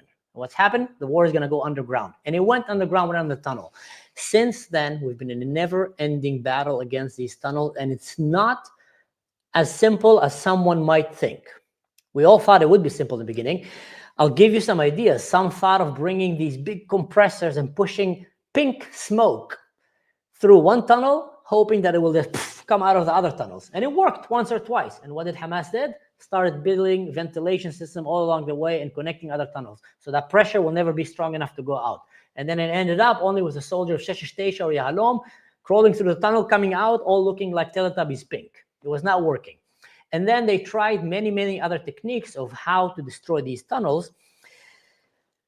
Drowning them was one of the techniques that was tried, but what they did is they started making sectors and sectors to help it move away. The only ones that did an efficient job in drowning Gazan tunnels were the Egyptians, because the Egyptians don't play by the same humanitarian rules like the Israelis, and I'll explain. Hamas was causing a lot of problems with the Egyptians because they were smuggling terrorists and drugs and I don't know what, through the border, and Egypt told them stop. They didn't listen. Egypt told them stop. They didn't listen. What Egypt did is they went in Egypt and kidnapped all the Hamas officials, took them to a basement, started torturing them in the most horrific way. Hamas in one day, sorry, we stop. Why? Because they speak the language of the Arab men. One time they started doing that again, and Egypt said enough is enough, and Egypt basically opened the gate of the ocean into the tunnels in Gaza and flooded the tunnels in Gaza. And what that did, Gaza had natural water resorts under the ground, and it got all contaminated by the seawater. And then until today, most people in Gaza cannot drink drinkable water from the sink. If they open the sink, they have salt water. So they start bringing, trying to figure out many ways. This would be considered as a very inhumane way to wage war. And Israel never wanted to go to that extent, because what happened is you're stopping the water for the children, for the babies, for the pregnant women, for the so-called several innocent people that are in Gaza that I barely ever see them. But, there is probably, they just, they need to hide because Hamas will kill them. So Israel never really went to the full extent of flooding the tunnels just like the Egyptians did. For humanitarian reasons, for the hostages, as we explained, yes, maybe some will manage to run out, but also for the repercussion for the future, because you're going to completely eliminate, all the drinkable water under that ground, and they don't want to go that route. Let's see if there's any question that I didn't answer. Hezbollah. One of the reasons that Hezbollah was crushed very, very fast also, aside from the fact that Israel went full power on Hezbollah, and they realized that country, they know how to fight because they didn't have hostages. Hezbollah never had the chance to fully radicalize Lebanon like Hamas radicalized the Gazans. Hamas, with UNRWA and others, managed to completely hijack a whole nation and radicalize them from the breastfeeding age, with baby songs about killing the Jews, all the way they grew up with the mantra, kill the Jews, murder is good, and I don't know what. And you had an entire nation. That's why one of the things that I read today was very interesting. In Nazi Germany, we heard plenty stories of Germans who rescued Jews or died in the attempt. We didn't hear a single story of a Gazan who rescued a Jew. Not a single story. So that nation, the entire place of Gaza, got so radicalized that there's literally, it became Sodom and Gomorrah. Sodom and Gomorrah. When Lot was running away from Sodom and Gomorrah and God wanted to come and destroy Sodom and Gomorrah, Lot pled with him, please don't. And he came and said, show me one Ish Tzaddik Sham, one holy man, a godly man in that place, and I will spare them. We're not seeing godly men in Gaza. We're not seeing people there that are, maybe they're afraid. Probably they're afraid. I'm pretty sure there is. They're probably going to be executed. That's why, so that place got so radicalized that you're not fighting anymore Hamas militants. You're fighting the entire society there. They will rat on the Israeli soldiers. They will give information, like you said. They will help kill, the Jews. I remember before that, I remember one time driving a Jeep in the area of Kalandia and Ramallah. And the Jeep in front of me was driving, and it was a normal patrol. And a normal Palestinian just saw us, and he had a donkey, and it was on a bridge above us. You know what he did? He pushed the donkey on the Jeep. Imagine you're driving a Jeep, and then suddenly, boom, a donkey lands on the Jeep in front of you. Because that was a civilian. Another case, they pushed the fridge on one of my friends. It just landed next to him. A civilian again. So when you enter that neighborhood, we saw that civilian. We didn't shoot him. We didn't consider him as an enemy. He definitely considered us as an enemy. And then when he had a chance, he threw a fridge on us. If that would have landed on my friend, it would have killed him. So that is the reality and the mentality in Palestine. It's been radicalized so badly for so long that it's just insane. Insane. Yes, Roy, you want to ask something? One second, I want to ask Sean also something. Sean, how long do you have with us? I know that you have a training boot camp. No, I just told the barber that I want to reschedule with him, so I have another hour. So, are you sure about that? You want to get a haircut? You want a good look for the cameras? No, it's okay. We rescheduled it for tomorrow. I love the education also I'm getting here, so it's a good conversation. I have another hour. Definitely. Roy, you had something to say.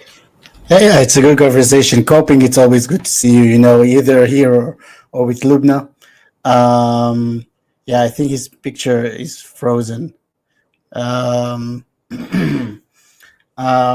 yeah, I wanted to say that there is another reason why we won faster against Hezbollah, and it is connecting to the beeper attack. Like, all of their highest command of Hamas, most of them were outside of Gaza. Most of them are still alive and outside of Gaza. Most of the Hezbollah higher-ups are dead. Most of them are dead. They have no more people from the higher-up to tell them what to do. And right now, what they are, it's like a headless chicken, just running around the chicken coop, having nothing to do. It's just like without a head. That's all they are. As long as we don't take care of the Hamas militants, higher-ups that are still living in, I think they are not living in Qatar anymore. I think they're living in Turkey right now, which is insane in its own freaking way, that it's a freaking NATO country that houses, terrorists. As long as we don't take care of them, I don't think the problem in Gaza is going to go away, because we can do whatever we want in Gaza. We have people who will keep radicalizing them from outside, and they are billionaires. They are freaking billionaires. I mean, we're talking about, eat the rich. We're talking about the left, saying eat the rich. Oh yeah, Luigi Mangiani killed a billionaire. Guys, guys, what are you talking about? They are at least 6 billionaires in Hamas's higher ups right now, still living. And so as long as they are alive, richer than Taylor Swift, you know, richer than Oprah. Yeah. It's that's the situation that we're living in. And I think there's a lot of stuff that we can do, but I'm just gonna put him back in the backstage. Yeah. But when he's back, we can put him back. He can just let us know. Sorry for cutting in, Roy. Just want to say thank you again to some very dear people. Shoshana, thank you for the super sticker. Highly appreciated. And Or Hirschfeld, toda raba, much appreciated. Actually, the name Shoshana, I love that name. And one of the reasons I love that name is because Inglourious Bastards. Of course. Now I want to reveal something. And Sean, you're going to love that. I got accepted to play in Fauda. Woo! Oh, really? Woo! Let's go now. Really? Yeah. Season 5. Let's go. Another Druze superstar. Let's go. Yeah. I'm gonna probably, I can't say exactly what I'm gonna be playing right now, but he's gonna be a terrorist. He's gonna be a terrorist. Terrorist. Just don't be a tree. Don't be a tree. You'll be wasted. Don't be a what? A tree. Yeah, exactly. My mom already told me, you only play the good guys. I said, Mom, it's not up to us. It's like in the movies. I speak Arabic. My name is Mansur. I speak Arabic. My name is Mansur. When I grow a beard, I look like I'll fit in there. So you're gonna play terrorist number 3. Terrorist number 3. Yeah, terrorist number 3, exactly. So Coping, I hope that answers your question. I think that you're back here with us. Yes, thank you very much. That was very well answered by both of you. And yes, the kid is always nice to see you wherever, be it here or there. I have 2 things. One is a question, but another one is maybe also a suggestion. I tend to be attending another open mic called a DPA open mic. Defense Politics Asia. I can drop the channel in the private chat, so it's easy for you to find, and then you can view if you like it. But you seem like the guy who would fit very well there, because we talk geopolitics, war, power politics overall, and one thing that has been I've been very dismayed about is that we have been talking about Israel and Palestine and Lebanon and Iran and so forth, but we haven't had a single person from that region coming on and can actually explain it from the ground. So if you were to they tend to stream every weekend, so if you were to come on, just take yourself half an hour or something like that. I'll be honored. Send me the link and I'll be more than happy. First time I tried it was Roy the kid here invited me to Lubna, and there I was just overwhelmingly shocked by the amount of nonsense that some Indian Nazis were talking, and that some African Muslim people were talking. Like, really was just mind-blowing. And I found that I need to talk to them like children in some ways, because they had no idea what they were talking about. But it was very, very good to see and be able to debate some ideas. Hopefully we managed to change some ideas on the process. So if you have a link, the great thing about those open mics is that it really reveals like a lot of thoughts that are out there, and you just putting a lid on it is not meaning that it's going away. So it's kind of entertaining as well, like a box of chocolate. You never know what you're going to get. Sometimes they're very insightful. Sometimes it's a shit show, right? Like it can be anything. And the same, of course, goes for the open mic. So like, if you happen to have like a really negative first impression, like I hope that you might be considering a next time when there are different people on, because the thing with those open mics is that, well, on Lubna, she moderates very heavily, so that it's a little bit more consistent. Wyatt is very much hands-off, and he basically has pushed it over to us to have a culture of self-moderation. So we need to kind of respect the finger, give each other the time to point out. So that's so when we have new speakers, or we have some of the more cantankerous one, then it can be a little bit more messy. So just keep that in mind. Like, it depends very much on who's there. But if you happen to the main channel is Defense Politics Asia. And the founder of that channel, he has made a sister channel, so to speak, called, so we call it just DPA for short. So it's DPA Open Mic. So I'll leave it again in the private chat, so you can easily find it. And that is meant for the audience. So it's sort of like Lubna, except that he has separated 2 channels. So one, what he does, and then one for the audience to come on, so the broader set of perspectives can be presented. Oh, that's great. Sean will definitely relate to that. If you want to be good at fighting, you want to start fighting. Yeah, and it's also like you want to go in the ring with people that know how to box. You can do it. Sure. There is one thing about theory, and there is one thing about like reality and practicality. So it needs to be going together, hand in hand. No sparring, no fighting. Yeah. And live debating for people who don't get it here. I used to debate a lot when I was a kid and all my life, because I just like to argue. And live debating is like fighting sport in some way. Sometimes it can be even more scary. Why? Because if you're just fighting and you get knocked out, it can happen to the best of us. That's it. You're asleep, but next fight, I'm way better than him. But when you're talking, you're putting yourself out there. You're putting yourself naked. And if you're an idiot, you're going to come out as an idiot. If you're, have no clue what you're talking about, you're going to embarrass yourself. You can be an idiot in fighting too, That's true, but then people will and you can also be looked like an idiot, even if you're good. True. So it depends on who's against you. Yeah, I think fighting is a little bit harder, but I get what you're saying. No. Definitely physically harder, but I'm talking about the repercussion for the future. That's what I meant. Yeah, emotionally and everything. Yeah. Also for the future, like when people would watch it later on, you made a fool out of yourself intellectually, it's hard to take that back. Physically, you're an idiot. That's it. Nothing can be done about it. But physically, you can train and come back to the fight and be better. Undoubtedly, going to a cage with a professional fighter is going to scare more people than debating online. That's undoubtedly. I think it's also because like you can debate again.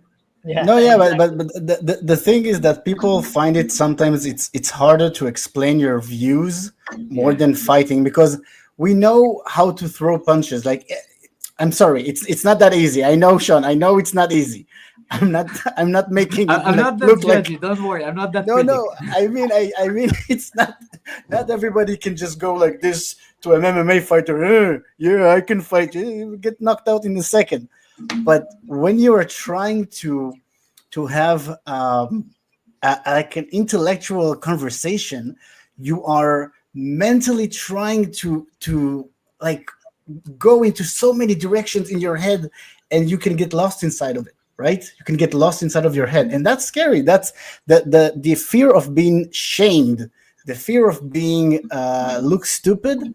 Is embarrassing, but I do think that this is very connecting. It's almost the same.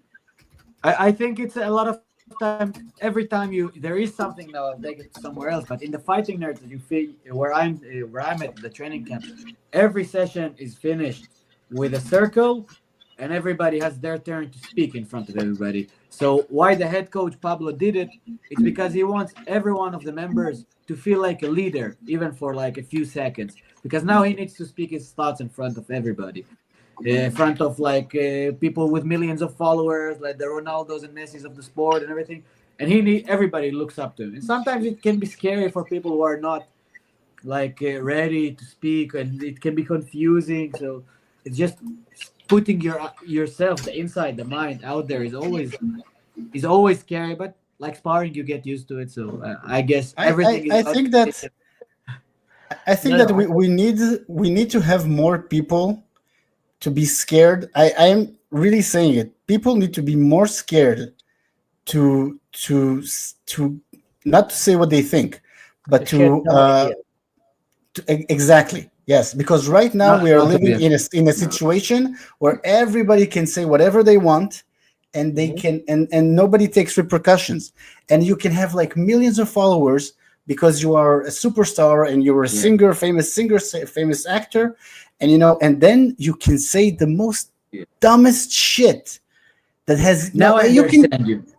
Now I understand you. It's easy to be a fighter, knock this MF out and like shut up, but he can be like non-educated, someone with a lot of followers like Bryce Mitchell, and like just affect so many people, and you cannot knock him out. So come do it in the ring against someone who is the same educated as you, and it's not like you can by followers buy that your opinion is better. Here you need to show it, because if you're not as good or as smart, you're getting knocked out. So here nobody's knocking them out. Even if you beat them with facts, you're not knocking them out, because it's depend on who believes them. So in Yeah, that yeah. sense, I give it to debates. No. So I think it's not a competition at all between like what's scarier, and undoubtedly go in a No, yeah. cage fight is scarier. But my point was from the beginning that it's good to sharpen your mind. You want to become a good fighter, go fight. You want to become a good debater, go debate. You want to learn to defend your ideas or convince other people with idea, go and put it on the line there and start talking to people. So going to these open mics is a good thing, and I encourage people if they want to sharpen their beliefs, because when you're echoing a belief inside your head, that's very dangerous. That's almost kind of psychotic, because you're going to throw yourself an idea and then you're going to convince yourself, yeah, she doesn't like me, yeah, I know she doesn't respect me, yeah, if she did, and you're not talking to her, and then you end up hating her, and the whole relationship goes down the drain because you never talked. So when you put it out there, you suddenly realize, no, she respects you, just you guys never talked about it. Same thing when you live in the same kind of, I call it the woke bubble. You're living among your woke friends, and you come and you say something stupid. And, yeah, you're such a hero. You're such a freedom fighter. What do you mean freedom fighter? The guy just made a post that he likes Palestine and put like the Palestinian flag behind his picture. Like he didn't do anything. He's not a freedom fighter. But then, you start kind of talking to each other. Yeah, you're brave. You're this. And you're not really putting yourself out there. You have an idea. Go and talk to people that have different ideas and sharpen yourself. Maybe you'll be bad. Maybe you'll be bad just because you don't know how to argue. That's fine. You might actually have a better point than most of them. Now, not everybody's good at arguing, but you'll become better and better, and maybe you'll even change your mind if you really come humbly and open. You have to have your ideas challenged. You like, if you really believe in something, and it's okay. I have a lot of ideas about a lot of countries in the world, but I'm not saying all of them. I'm not saying all of them. I'm keeping it to myself, because I know that some stuff I don't know, and I can argue about them, but I'm not gonna claim that I know everything, right? I know what it is to live in Israel, and some people who live in Israel have a different experience, and we can argue about it, and that's fine. I don't have a Druze experience of an Israeli guy. I don't have that, and I this is why all three of us, even if both of you are Druze, you have different experiences, and we can argue about it. We can have like different ideas of what it is to live here in Israel, and that's fine. That's good. That's good that we have different ideas. That's good that we have like different perspectives. But as long as we all live in those bubbles, and every time if somebody that is close to you says something that you don't agree with, and then you're gonna go like, I don't want to talk to him anymore. I'm deleting him from my Facebook friends. Like, really, is that what we're made of right now? Is our Facebook and Instagram friends are what makes us, are making us our ideals and morals? No, I don't think so. It's okay to have different ideas from people that you love and respect. It was very hard for me. I was very challenged by it, because a lot of times since my childhood, not childhood, but against like teenage years, I had a lot of Arab friends, and I don't want to get into it too much, but people I love a lot, and they started before 7th of October, for everything. They started really have the agenda of like pro-Palestine agenda. Okay, so I'm like just there. No, I don't even know what's pro-Palestine, I don't care politics, no nothing. And I enter a room like in a village or something like that, and I sit with my friend playing PlayStation, and then suddenly I'm like, oh, but why are you joining the army, the IDF that kills children and stuff like that? I'm like, what the fuck? Why are you bringing that up? And everybody starts attacking me, and I didn't know how to answer, and I was suddenly very minority against a lot of people that are against me. But it's not that I don't love them or something like that. We're good friends. We were good friends until that point, and I hope we can. After 7th of October, it's hard for me, much more. But when I came back to my home, and when I wasn't a minority, and like there weren't no pro-Palestinian people around me, and I'm speaking about this experience, the first thing I heard was, why the fuck are you like hanging out with them? Why the fuck are you trying to hear them? They're not on your level. No. They're speaking nonsense. And I'm like, no, I'm not just gonna say like they're stupid and they're that and they're this, because I don't really know how to answer them. So then I started like diving a little bit more deeper into stuff, because so I can really answer them, because I know that I was a good friend with them before, and I liked their mindset. But suddenly, when it came to this politics thing or something like that, suddenly when I became a minority and attacked by it, I was overwhelmed by it. And a lot of people will say to you, okay, so just disconnect from it. Just disconnect. It's the easy thing. And I didn't want to disconnect. And this is why today I'm much more also in peace with myself about my identity, about my place, because I answered a lot of the questions they did over the years when I didn't know how to answer before. Because then they say to a 17-year-old me, like, what about the Deir Yassin massacre? What about the this? What about what the Etzel did before? And I don't know, what do you want from me? Like, I came to play PlayStation. Like, what? Like, then I start need to find answers for stuff. So we must challenge. What I'm trying to say, we must challenge, even if we are on the right side or not. We must challenge our beliefs and everything to find the full truth, because I'm still not anywhere near a truth, because there is no truth. That's why when anybody says that this is not the truth, or you're not willing to hear the truth, I'm like, what do you know about the truth? There is no real truth. Like, even in fighting, when somebody, there is no truth. There is some guy fighting like that and he wins world championship, and some fight like that and he loses all these fights. Like, where is the truth? Do you need to fight like that, or do you need to fight like that, like Alex Pereira? Like, don't try to put yourself like in it, like you know the truth. Nothing is the truth, and it's much more my Yeah. I love it when Sean goes MMA on us here, you know, kind of. Yeah, because everything. Yeah, sorry, one second. I want to say thank you to, and I learned a new trick. I can actually show it here. So, Micah Fernandez, thank you so much for this very generous super sticker. Super thanks. Super thanks. Exactly, that's the one. Super chat. Sorry, now I said what you said. Yeah, much appreciated, guys. This is very good and gives us a lot of wind in our sails to keep doing this. How do I get rid of this? Here. So yeah, Sean, you nailed it, brother. You will never get better also intellectually, physically, if you don't get yourself sharpened. And being sharpened means going out there and putting yourself out, and starting debating, starting fighting, starting practicing, and I don't know what. That's definitely. I think Coping wanted to add one more thing, so I'm gonna let him in. Coping, if you're ready, maybe you can move your head in the studio. If not, we'll put you in because he froze. That's why I put him out. Let's see. Love your enemy, punish the wicked. Are you with us? Yes, I'm here. Just my screen is frozen. Yeah, I just want to. I have a follow-up question regarding the success that Israel had with Hezbollah, and more specifically pertaining to the Druze. Oh, look, I'm back. So.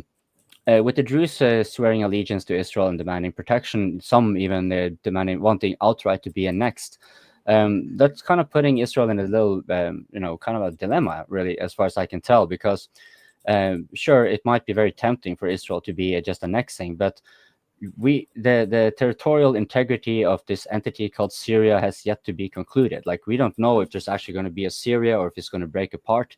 So Israel might be putting itself politically into a problem later. How do you make peace with the next, the ones who take over Julani, if they happen to actually be a little bit more sane? Then you're making it hard for them too. Another thing is you have the mostly Sunni Muslim city of Daraa, which is between Shreida and the Golan. And so if they were to be annexing that territory, then, it's sort of like getting another Judea Samaria or another Ramallah of sorts. Like, you probably invite yourself a headache. But at the same time, as far as I've understood it, the Druze, they are pretty adamant at staying where they are. They're not nomads from my impression, at least. But say that Israel were to be, let's say they were to say that, okay, due to the political circumstances, like, to say 5 years down the line or something, and the situation is as such that Israel finds it that we can't really stay here. We actually have to move back to we can hold a demilitarized zone that they were under the possession of Assad. We will have to hold Mount Hermon as well, of course, for the security reasons, but we cannot be extending ourselves all the way to Shreida. I mean, if they did, then of course I have a side question regarding the Kurds, if you think there's any relation there. But let's say Israel had to do this one hypothetical, they had to actually withdraw, and the security of the Druze maybe as such that they actually find themselves compelled to leave. Would they be like, what would be a population exchange? Would a population exchange with Gaza be something that is even remotely possible, or do you think that is highly unrealistic? Because things are changing, and now there's talking about annexation. We didn't hear about that 20 years ago. So, who knows? Well, listen, brother, you dropped the bomb here. A very good question, and you nailed a few of the things there. The Druze in Syria are fighting for their life. They're under constant threat of genocide, of being forcibly converted by Islam. Basically, Islam being Islam, want to convert anyone that is not a Muslim and kill anyone on the way. That is the radical Islam, which is getting a grip here. And in Syria, it's undoubtedly radical Islam. Jawlani is Al Qaeda and ISIS leader, and he kidnapped the government there.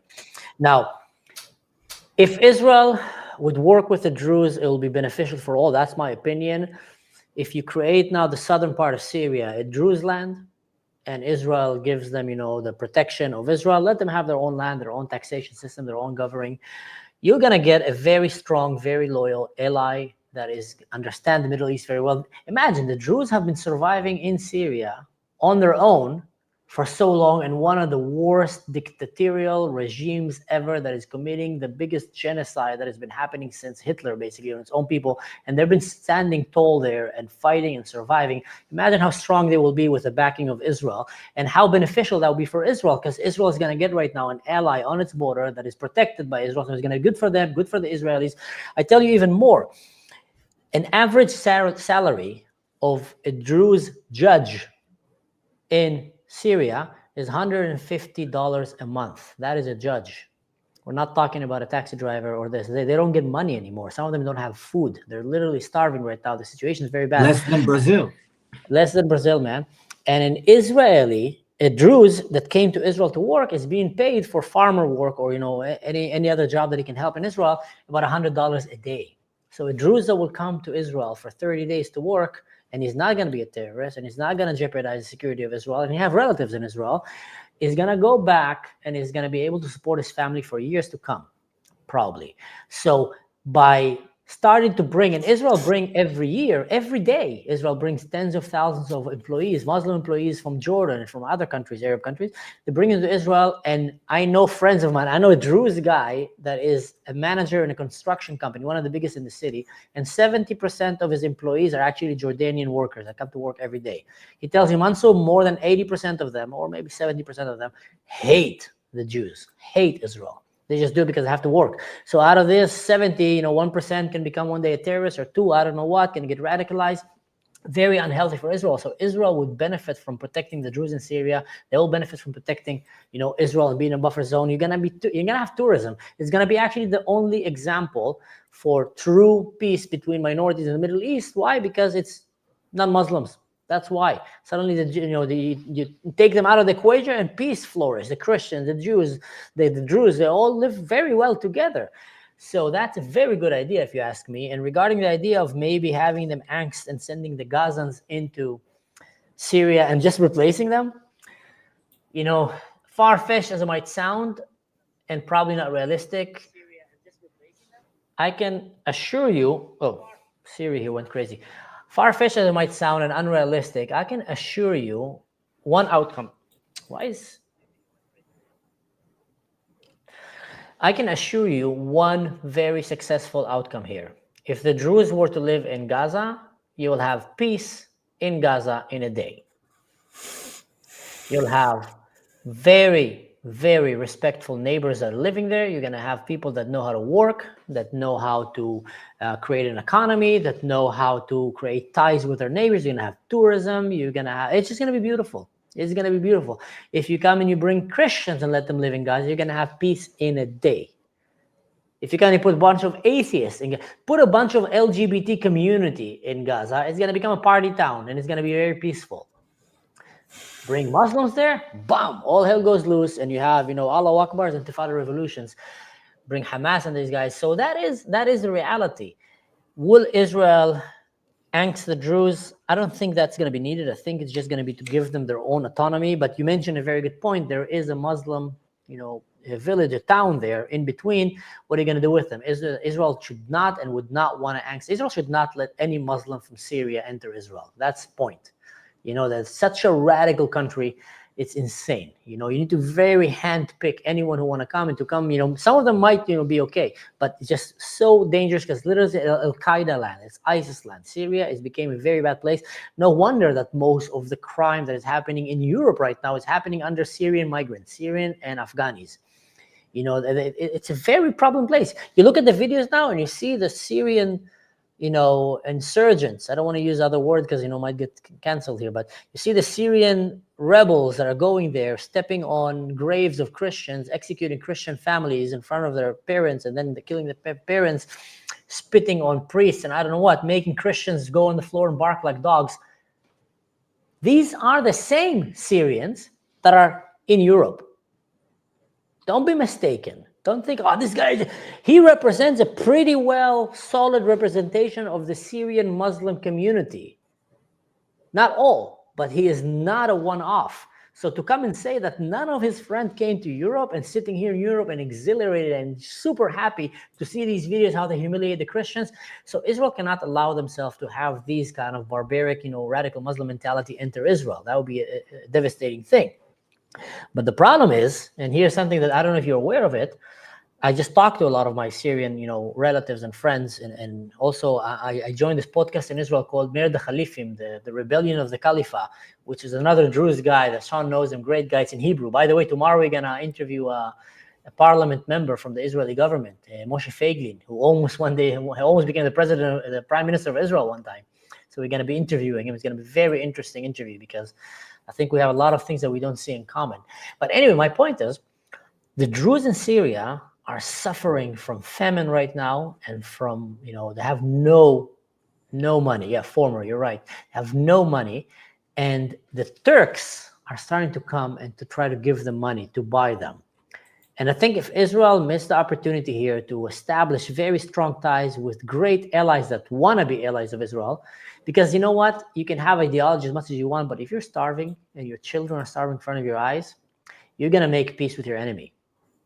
You're going to make peace with anyone that can give you food. I don't know if people have been to hunger. Being hungry is a terrible thing. Terrible thing. During my military training, we had sometimes, we call it weeks of hell, where we go and we just need to survive for a week. And try weight cuts. Yeah. Everybody should do.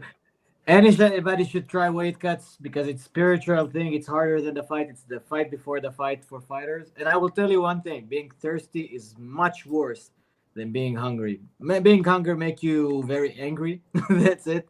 And really, you cannot sleep and stuff. But being thirsty, this is a problem. But yeah. So hunger, anybody should experience that. No, that's a good point. I didn't think about the weight cut. MMA fighters, UFC fighters, they do that before the fights. So Israel is facing right now a chance, an opportunity that happens once in a lifetime, maybe. An entire regime collapsed. There is a group of very strong, loyal, respectful community that want to have peace with Israel, that doesn't have any beef with Israel, and Israel should, strengthen that alliance and play it smart. I think Israel should be sending trucks of food there, not to Gaza. Send trucks full of food to the Druze in Syria, start feeding them, because they're your allies. In Gaza, you're sending it, you're feeding Hamas, basically. So let's see how that plays. But that's a very good question. You're triggering me, Cube. You're asking questions that I like to talk about. Sorry, I talk too much. Oh, no, it's great. It's nice to be actually having some good deliberations on these things. I gotta admit, I've learned a lot from watching your channel so forth. So it's been helpful for me when I've tried to deliberate a little bit to the folks on the open mic. So many think that, Israel's just going to settle there. And I kind of try to point out, look, Israel simply does not have the demographic clout. They cannot even settle Judea and Samaria. They cannot even settle Gaza, and acquire dominance. So the notion that they're going to be settling in Syria is nonsense. However, and that's where I got the opportunity to mention the Druze. And I could say, in case you guys have missed it, so the Druze community is there. And then I got to explain a little bit that the Druze they are very different. So while for us outsider, they may seem like some sect of Islam, which is kind of accurate in a sense, it is still so different that for example, for the jihadis, Druze are considered even worse than heretics, because it's like it says in the Quran, like those who try to innovate the scriptures and reform it, they are worse than the blasphemers and the apostates. But one thing that doesn't tend to come up, and you see this reflected in the mentality of jihadis, is that they despise, one thing is that despise infidels, but one thing they despise even more are infidels who claim to be Muslim. And that's how they kind of view like the Druze and the Alawites and so forth, that they're worst in that sense. But you mentioned the Christians, and because I absolutely agree, I kind of pointed that out like sometimes to where it's been appropriate to do so, that really what Israel needs to do is to acquire friendly neighbors. And there's possibility with all the prosecution that is going on among Arab Christians, or Nigerians for that matter. Like there's close to 10,000 people sometimes annually getting killed by Christians, getting killed by Boko Haram and those kind of people. And I kind of been thinking like, look, if the Arab world refuses to take out to let the people of Gaza get any resettlement and whatever, one thing Israel could do is grant amnesty to Arab Christians and maybe Christian Nigerians. And that's not to say it's to be unconditional and permanent. It's to say like you can come to Christians, you may come to the Holy Land if you're committed to bringing peace and security, right? And then you can bring what you gain from us in the sense of experience, training, education. You get the same benefits as the citizens, generally speaking, when it comes to healthcare. Then you can bring it back to your lands and bring peace and stability there. Of course, for many of the Arab Christians, this would be it's a one-way ticket. Many of them are on the brink of extinction, and even if they're not, like to say Pakistan, it's just simply not feasible for. Once you have left, you don't want to go back for very understandable reasons. So, taking the situation of the Syrian Christians, which have undoubtedly gone through quite a lot of tumultuous times with the civil war and so forth, a lot of tragedies, I'm sure. But this seems to be like a next level of a tragedy, because here there's no protection. There seems to be like nobody who's protecting them. The Kurds have got their hands full with the Turks. The Americans, they seem to be withdrawing. The Russians are very, very, very hands off, not even caring to protect the Alawites, who are also getting heavily subjected. So now the Alawites, as far as I've understood it, they are, while they may be kind of sort of similar to the Druze in the sense of how they're perceived by the jihadis, the Alawites strike me as being more inherently envious against Israel. So it's not something that one can readily accept. However, the Syrian Christians, while I do recognize that the vast majority of Arab Christians, they are subjected to very much of the same propaganda. So their view of Israelis tend to usually be echoed similarly to what their Muslim counterparts have. I don't think I have a hard time believing that it will be as entrenched. You're conditioned while you're there, but as soon as you go away, it's sort of like the brainwashing. It kind of goes away as well, especially when you kind of see that, hey, you know what, these people are just people and they don't have the opinions I've been told that they have. And it says in the Bible, right? And now we're here in the Holy Land, and they are granting mercy, right? And compassion and opportunities. So with that, if you were, for example, to resettle Syrian Christians and Christians from Nigeria, I mean, Nigeria is 200 million people, and even though over half of the population there is Muslim, if you took in 1 or 2 million, it wouldn't cause a dent in their population. They have a very high birth rate. So with that, if you did that, right, because you need to do some messaging with the Arab world as well. They keep washing their hands while they're pointing fingers, and they are just as much complicit. Just look at UNRWA, which is meant to strip the rights of the Palestinians. There were Palestinians that were not able to flee Syria because they're not covered by the Human Rights Convention. So when they tried to go to Jordan and Lebanon, I mean, and everyone else was allowed to come, there was like, oh no, but you're Palestinian, you do not have the right, and we don't have to cave to the pressure, so no, back into the hellhole with you. So let's say you were then if Israel were to do this, I'm going to summarize because I notice I'm rambling. If you were Israel, right, and you say, okay, amnesty and protection, as well as all the civil rights that we enjoy in Israel, you will acquire in Gaza. You will be also able, for those who are willing and capable, given equipment and training, so you can ensure your own safety and security, also when you return to your own lands, particularly important for Nigerians. Now, one thing is giving refuge and also adding demographic pressure to the people of Gaza, recognizing like, hey, you know what? It's actually not our neighbors that are the problem for not being us. It's us being the problem for having an issue with the neighbors not being like us.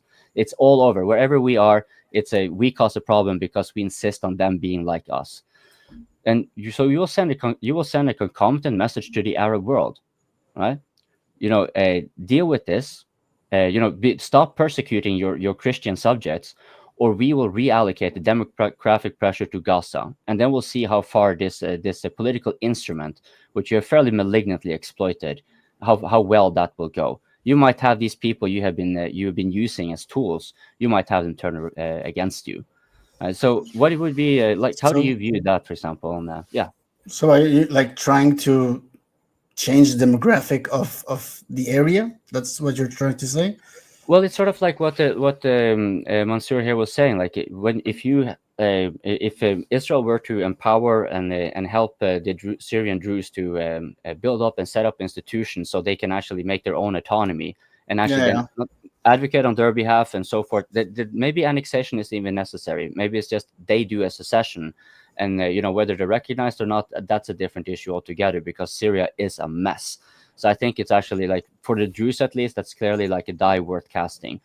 But they will be extending the same for Gaza. Like you said, if you put the Druze in Gaza, you're going to be having a completely different situation. Not going to be a lot of rockets coming from there, right? Yeah, for sure. But and likewise, of course, if you put Syrian Christians or Nigerian Christians who are very grateful for now being given a lifeline, and not only a lifeline, but an opportunity to maybe even improve on their homelands, in service also of the Holy Land, which ties to their religion. It seems like a win-win-win all across the board. So, and Israel gets also a more friendly neighbor, as well as they get the process of, this is a thing worth noting. War may indeed humble you, but it is empire that civilizes you.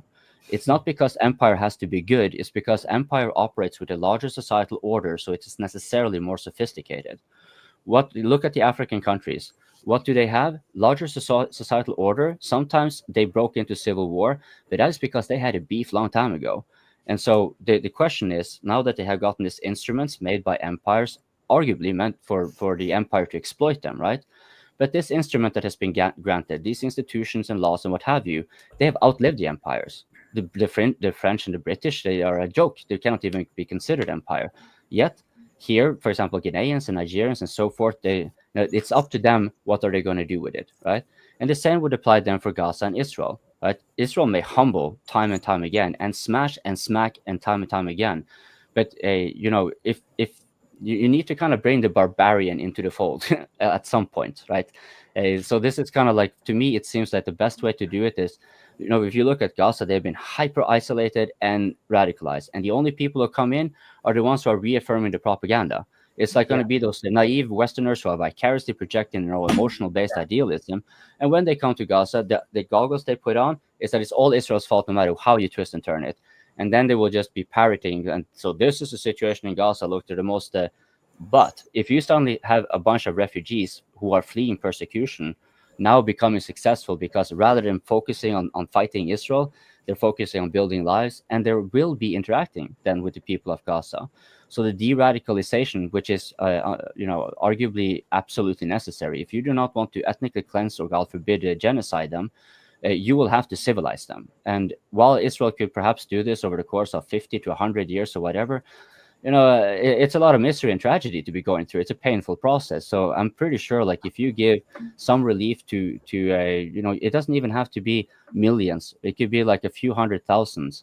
I think that would greatly facilitate for the de-radicalization of the people of Gaza. I think that the de-radicalization of Gaza. First of all, I agree with you. The idea of bringing people, or at least having a humanitarian corridor between Israel and Syria, that Syrian Druze and Christian Syrians can come in and work, because we are kind of lacking after the 7th of October. We are kind of lacking in workforce. And as well as much as we want to believe that everything is great in Israel, we do need extra hands in farming, in agriculture. We lost a lot of people. We lost a lot of agricultural. Foreign employees. Yeah. Foreign workers. So it's not just, and I think that's okay. That's a good idea. But I think about the idea of de-radicalizing Gaza and the Arab nations. I think Mansur said it before, and I think I agree with him. It needs to come from there. It needs to come from them. They need to decide it by their own. I don't think that's he was asking about de-radicalizing Gaza. Sorry for cutting in. He was talking about the Christians and the Alawites that have been, radicalized for so long, obviously because they've been living in Syria, and they hold pro-Palestine views more than pro-Israel views. And I think, sorry for cutting in, but I think to answer that is a very simple answer. A religion that doesn't want to force itself on you is a religion that you can live alongside. And that's why you can live alongside the Druze, and that's why you can live alongside modern Christians. It's not the Crusaders anymore in the Inquisition days. So if you have a neighbor that is Christian, he's most likely not going to invade you and raid your villages and try to kill your men and take your women and force his religion on your people. He might come, door to door like Jehovah's Witnesses and knock on your door and just kind of ask you questions, and if you want to join his religion or not, or go to church. But that's okay. Anyone can try to convince the other to join his club or his faith or sets of beliefs. But the problem is that Islam doesn't want to just, ask you if you want to join them. They want to force themselves on you. And if they're stronger than you, they will definitely force themselves on you. So if you come and you bring Christians or Druze into this country, most likely that you'll be able to de-radicalize them, no matter how radicalized they were, and to teach them that life is good here. And they will start enjoying it, because the Druze can't make you a Druze. You're either born Druze or not. And the Christians nowadays are not trying to enforce anyone by force. Look at the biggest Christian country in the world, America. They're not going around forcing Christianity in other countries. Look at Europe. Europe is a Christian, continent.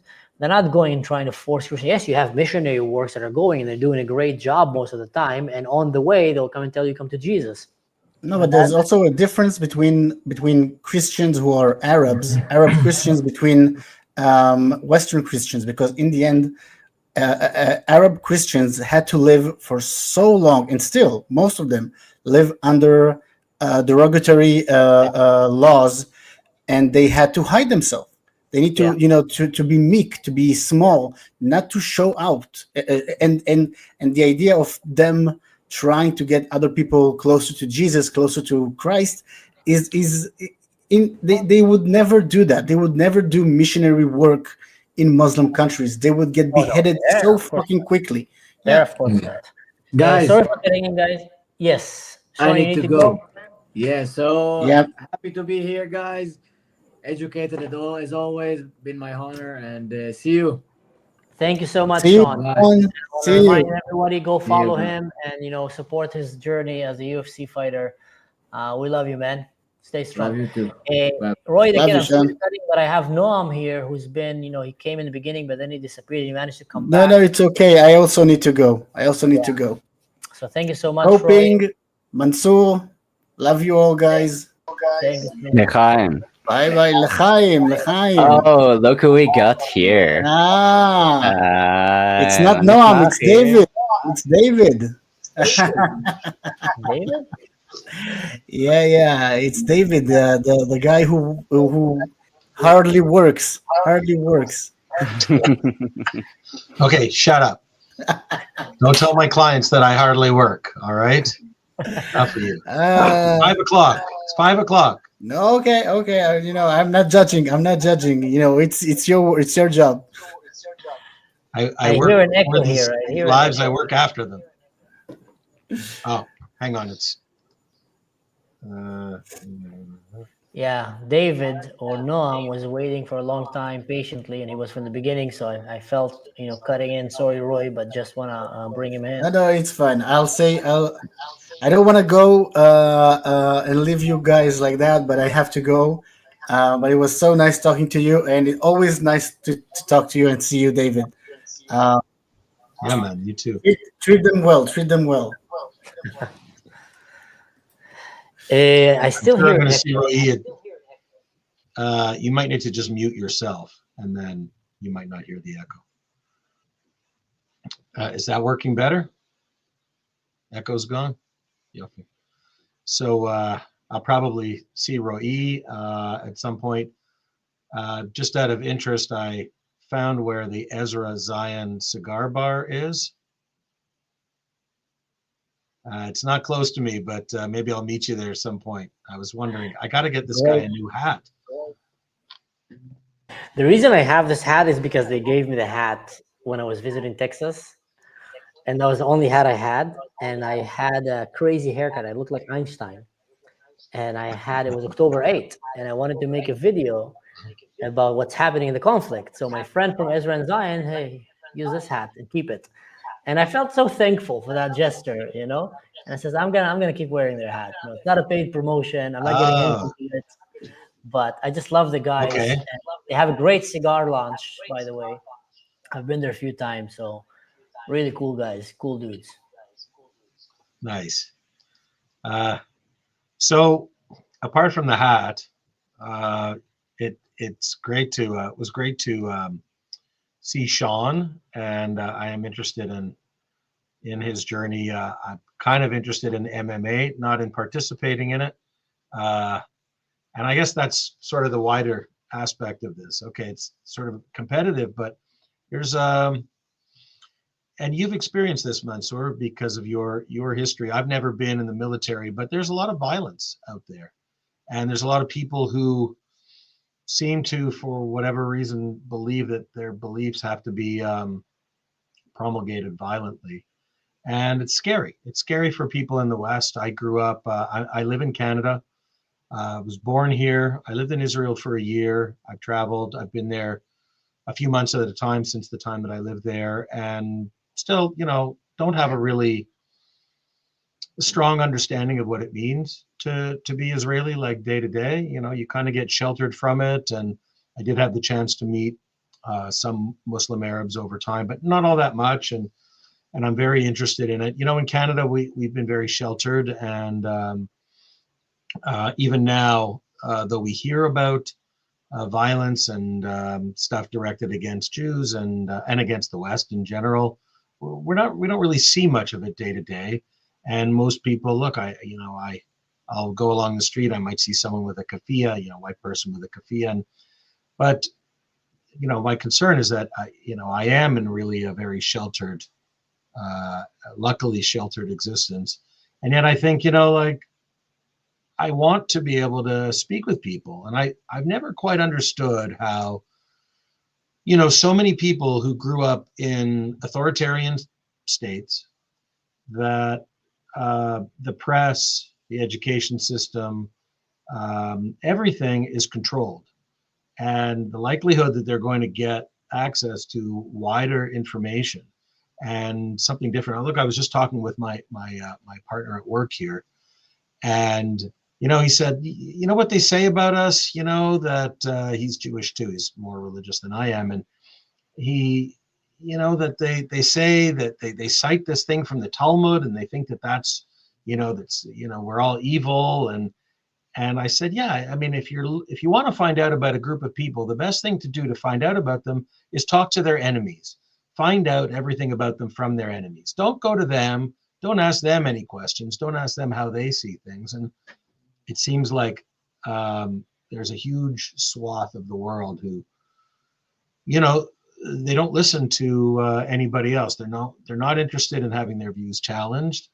They're so invested in these views, and this whole thing about, I don't think this Holocaust denial, which is what this what the stream is about, a rising Holocaust denial in the Arabic world, is not really a surprise. This isn't rising Holocaust denial.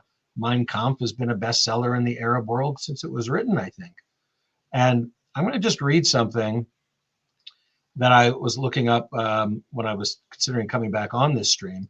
Here's something, and it's a quote.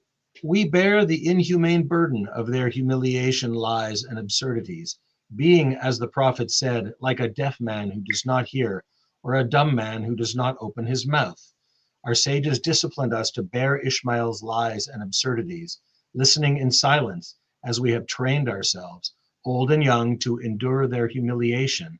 As Isaiah said, I have given my back to the smiters and my cheek to the beard pullers.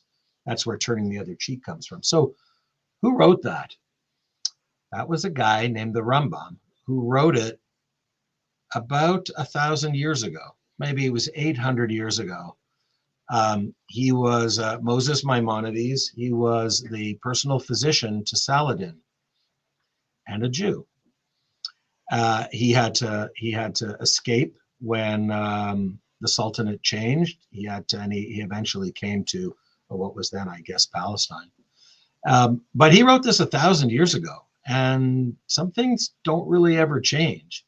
It's not just illogic is not just the realm of Muslims, but the lack of sort of basic understanding of thought. And I mentioned this on Lubna. Like, the problem is, and now whenever I approach someone about this kind of argument, I ask them first, well, are you a supremacist or not?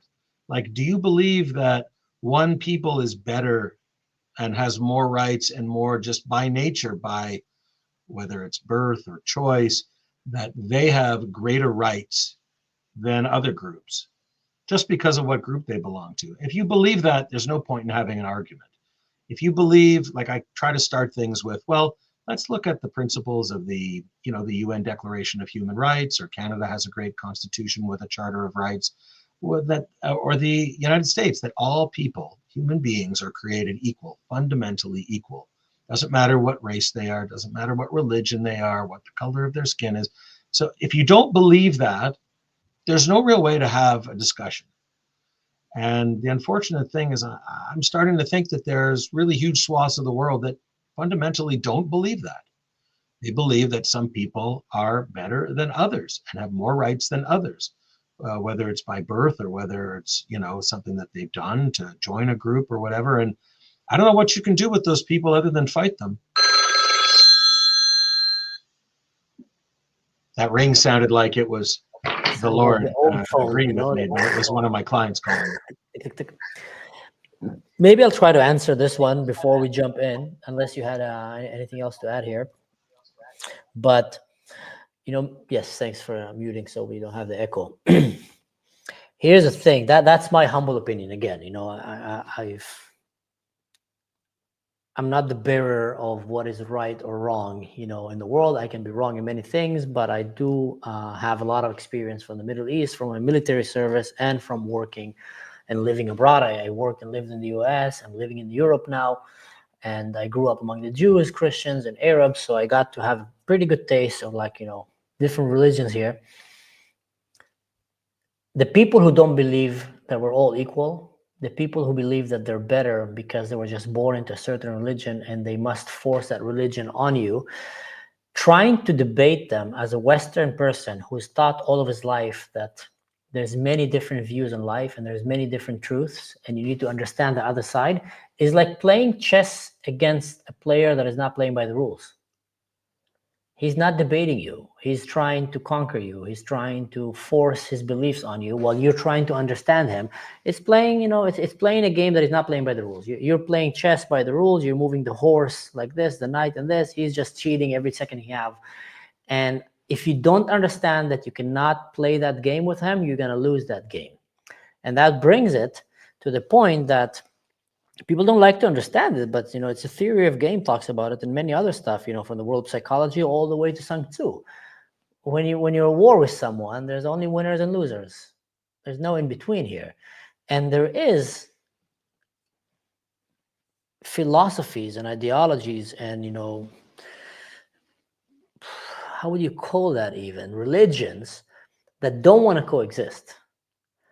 And a very good example for that is, if Israel was not strong, the Arab world would have annihilated Israel. Israel is stronger than them, can annihilate them, but it doesn't want to do it. Europe is stronger than them, can annihilate them, but doesn't want to do it. America is stronger than them, can annihilate them. So, the same thing you can have with China or with Russia. The only reason that Russia is not invading the US is because the US is strong. The only reason US is not invading Russia is because the US doesn't want to. Or in a way, in some way, they don't want to go right now and conquer Russia and start fighting and genociding and killing. But you have people in Russia that will gladly say, "Hey, let's do that to Europe, or let's do that to Ukraine," and etc.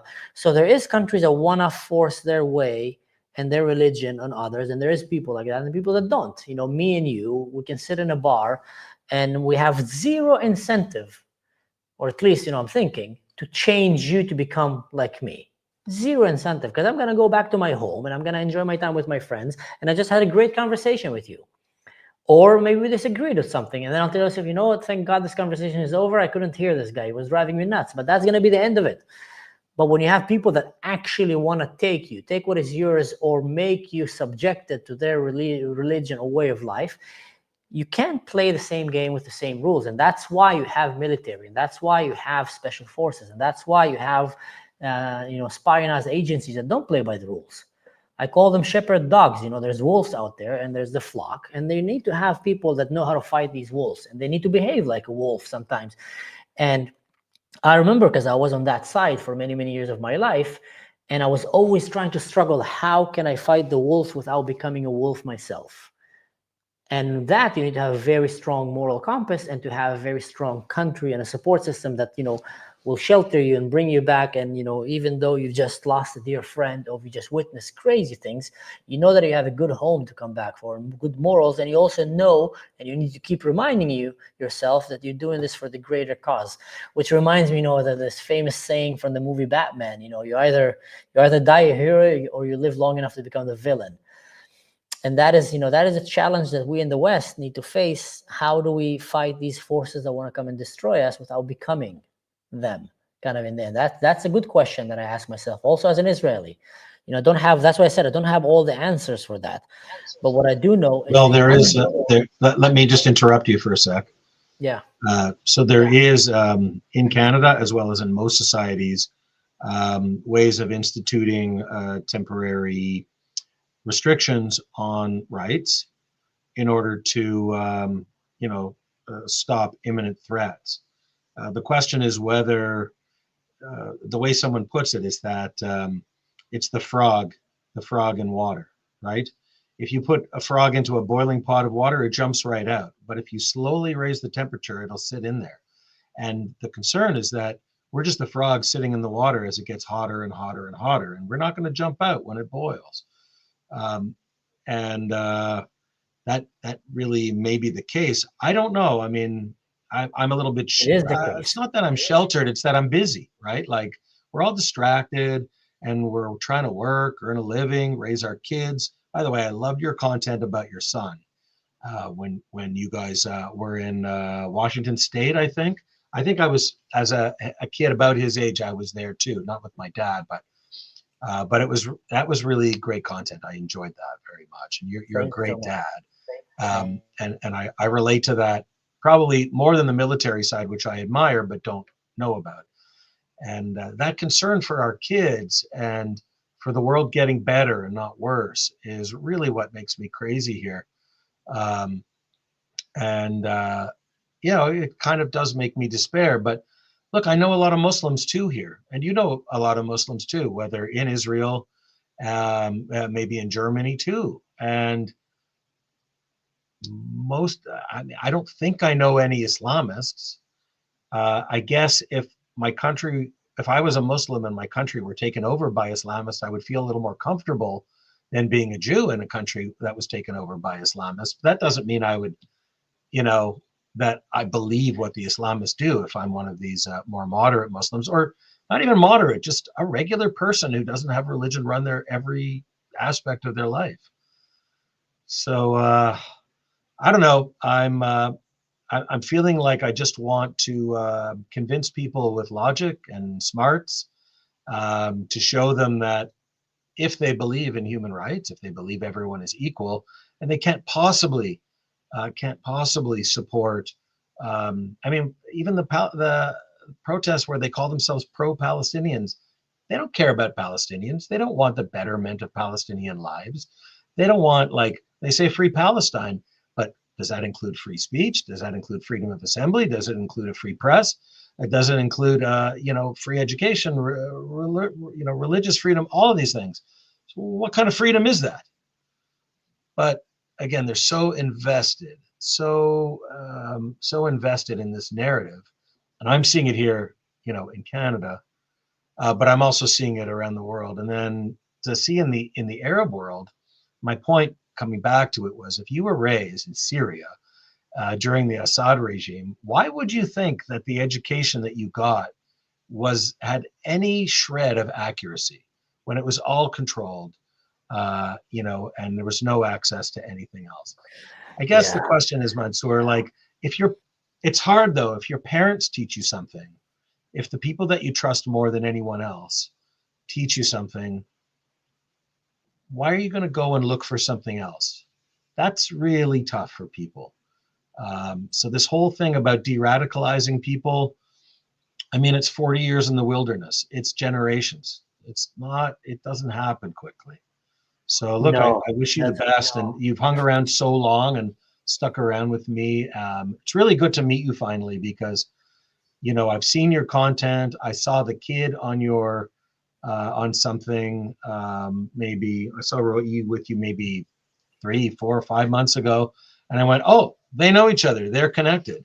Okay, well then I can, connect with Roy on Lubna's thing, and maybe we can meet. So I'd love to have that beer with you sometime, maybe at the cigar bar or not. I could talk forever, and yet I don't have more to say.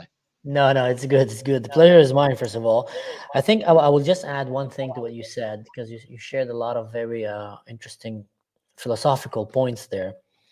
And I appreciate your honesty also. And, you sound like you're genuinely trying to understand, and that's a very good way to come and talk to others to understand. I do that the same here in Germany and everywhere that I go. There's so many things I don't understand here, but the politics of the culture, I just listen. And I just listen to my friends. Here, I talk more here, but there I just listen. What bothers me is it's officials and government elected officials. You see, back in the days, if you were a subject in a kingdom, you paid taxes because they were forced to, but you kind of were hoping that the king and the lords are going to protect you for invaders. That was like at least the good thing in being in that kingdom, other than being just raided by another nation who's going to come and destroy you. And then came structured governments, which we have now, that cherish the human life, which is great. We're living in the best time to live. And now we have leaders that are not just subjecting us to pay them taxes so they can live. They're also providing us with, equal rights, human rights, and etc. These leaders have a responsibility to protect us. And you said the frog analogy, which is a great analogy, explaining it. Merkel, for example, in Germany, Merkel is a very smart woman. She was a scientist, very smart, very, strong as well, in many ways admirable. But then she came and she said, all the Habibis, welcome to Germany. We're welcoming you. Now, I doubt Merkel, remember, Merkel is the head of Germany, one of the strongest countries in the world that have a very good secret service. Very good. It's considered the tier 1, secret service. It's up there with Russia and China, just a little bit under, up there with Israel. Very serious. So someone like her can easily get someone whispering in your ears and listen, we don't want Syrians. There's a mass genocide there. 100,000 bodies get buried under one village. That didn't happen by Assad shoveling with a shovel. It was a lot of people in that society helping him and covering it for him. And if you open the gates for Afghanistan for this, you're going to get a lot of terrorists in your country. So it's not that she didn't know. There's no way. She's not stupid. Yet she chose to allow it to happen. And now every German child that got stabbed or killed in Christmas by, a migrant that was not vetted that came here, or a woman that got raped or sexually assaulted by, again, a Muslim migrant that I'm not saying all Muslims, by the way, but it was unvetted. They just allowed a lot of radicals from countries that have very radical views about life, about marriage, about homosexuality, about freedom, about anything, children. So that's on her. Why is she not being held accountable? That is a problem in our society. We're not holding leaders, elected officials accountable. We elected them to give us a better life and to further more, beliefs and agendas that we have in our life. Could be many things, religious, political, financial, doesn't matter. But part of their fundamental job is to also protect us. And if they do something that will end up harming you, so now, if you will end up in a majority Muslim country, then it would not help you that you have a nice Muslim neighbor. And he is probably a nice Muslim neighbor, not help you because he will not be able to stop the other radicals from coming and harming you because you're a Jew. You're going to have to hide. And that is one of the problems with Islam. One of my best friends here in Germany is a Muslim guy. He's a Muslim guy from Turkey. Our kids are best friends. He keeps joking with me that we want to marry our kids one day in the future. And I tell him, depends how many camels you give me. And he laughs about, I need to give him sheep. You know, we're great friends, a great guy. But my problem is I would not be able to count on him to protect me if Germany will become a majority of Muslims, because he will not be able to speak out, because speaking out will put him as a kuffar as well, because he is speaking out against the Quran, which the religion itself have a lot of very, very problematic rules. Now, Judaism had also problematic rules. You know, if you look at it in the back in the days, you know, Joshua, when he entered the land of Israel, was commanded to do very crazy stuff.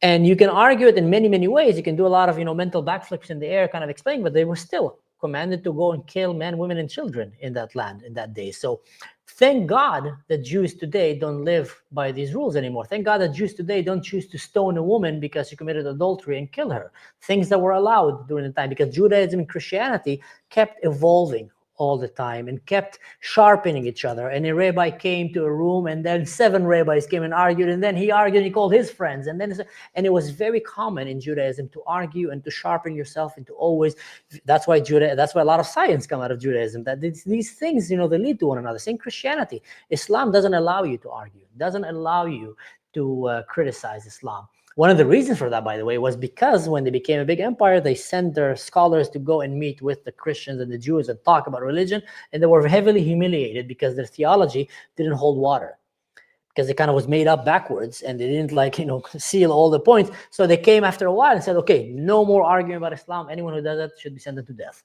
which was a very easy way, but that shot them in the leg, because since then, science just basically started falling. Because the moment that you stop critical thinking, stop encouraging people to sharpen each other and challenge each other, that's it. You're doomed. You're falling down. And in the West, we're living now. I kind of went AWire there, but we're living in a place where leaders are not being held accountable for crazy ideas. They want to get voters. They want to, I don't know what. They bring danger in the country.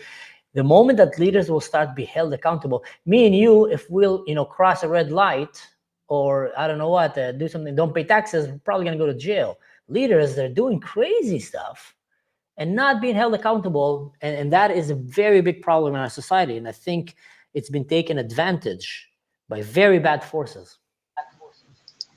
Yeah, I mean, I think it's out of naivete. Look, I think there's a tendency, and I have it too, to imagine that everyone is the same. I even said it, I think, a few minutes ago.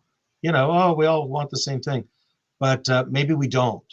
I've never quite understood religious people who, I mean, just dying for your religion because that's how you go to heaven. If you believe that, you really can't argue against a very religious person.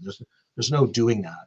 So, you know, in our naivete, at the same time that it's naive, it's also admirable that we kind of imagine that everyone is nice like us and we should treat them well and we should treat everybody the same, you know, even in the face of contrary facts, you know, where we see, oh, look, well, they're not the same. These people think they can kill anyone because they're not.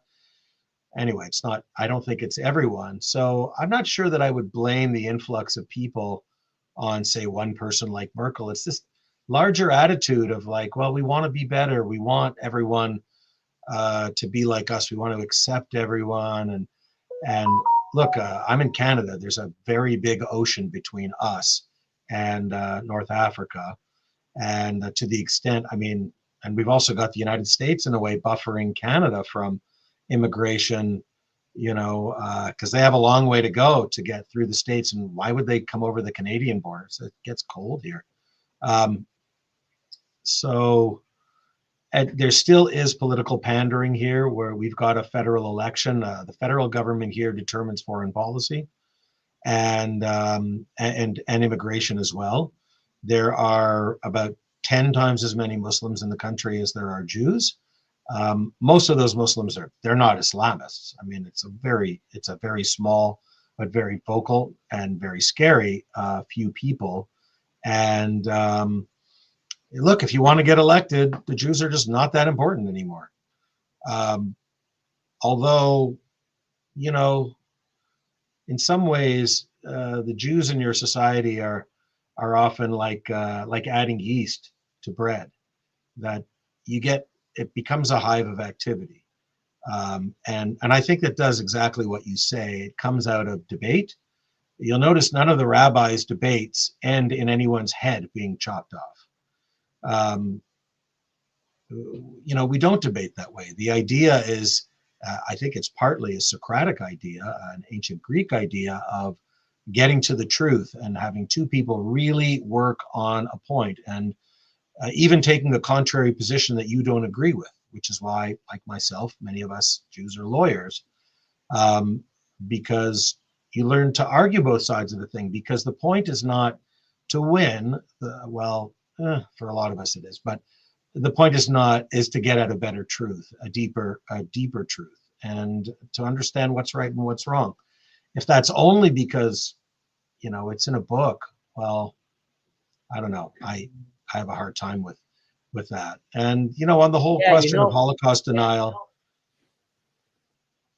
I really find it unfathomable that in the face of all this evidence, you know, on the one hand, you deny the Holocaust, but on the other hand, you said, oh, well, he did a good thing. So are you denying it, or are you hailing it as having been a good thing? Like, make up your mind.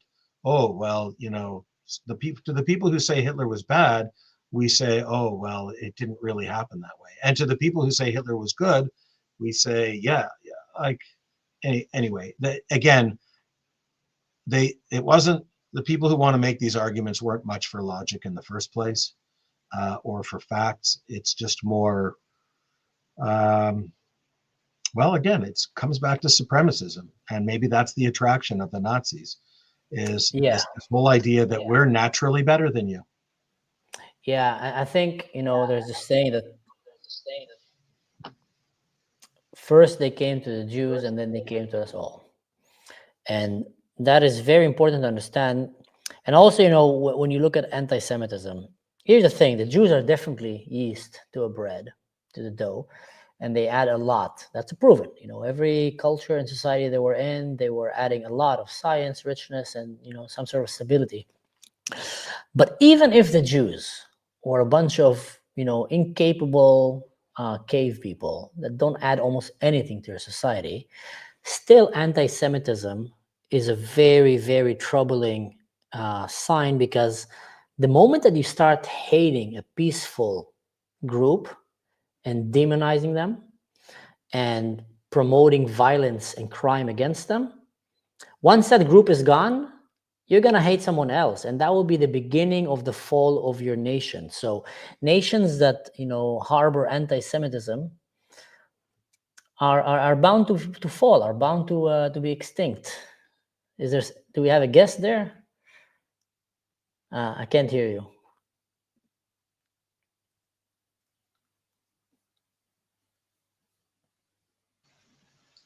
I'm muted on purpose. I'm talking with my work partner here. He's just about to take off.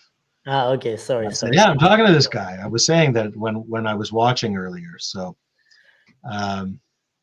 anyway, I'm going to say goodbye to him, but I will come back.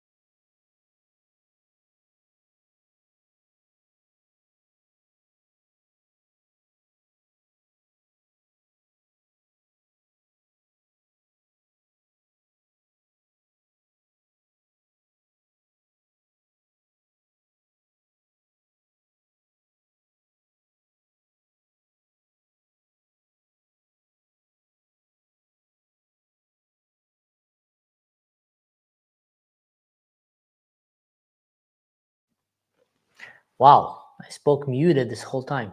That was brilliant. So, sign language, exactly. Here's what I was about to say. Anti-Semitism regardless if the Jews are successful or not successful, if they're a bunch of cavemen or they're rocket scientists, if they are nice, kind, or not so nice. Anti-Semitism, the moment that your society start targeting a minority group, blood labeling them, and promoting and permitting and justifying acts of crime against them, hence anti-Semitism, that is the sign of a dying and a crumbling society that is not going to succeed, that is going to be very bad towards itself. Because once that's the whole idea, the whole definition is first they came for the Jews and then they came for us all, because it's not only hating the Jews, they're going to end up hating the black people, the LGBTQ, any minority that is going to be living under the gypsies. And if the Christians are minorities, it doesn't matter what, they're going to start hating these groups. And once they're done, what they're going to do, they start hating each other and killing each other. You can see that very clearly in many Muslim countries around the world. The biggest victims of aggression in Muslim countries are Muslims themselves. They kill each other more than they kill anyone else.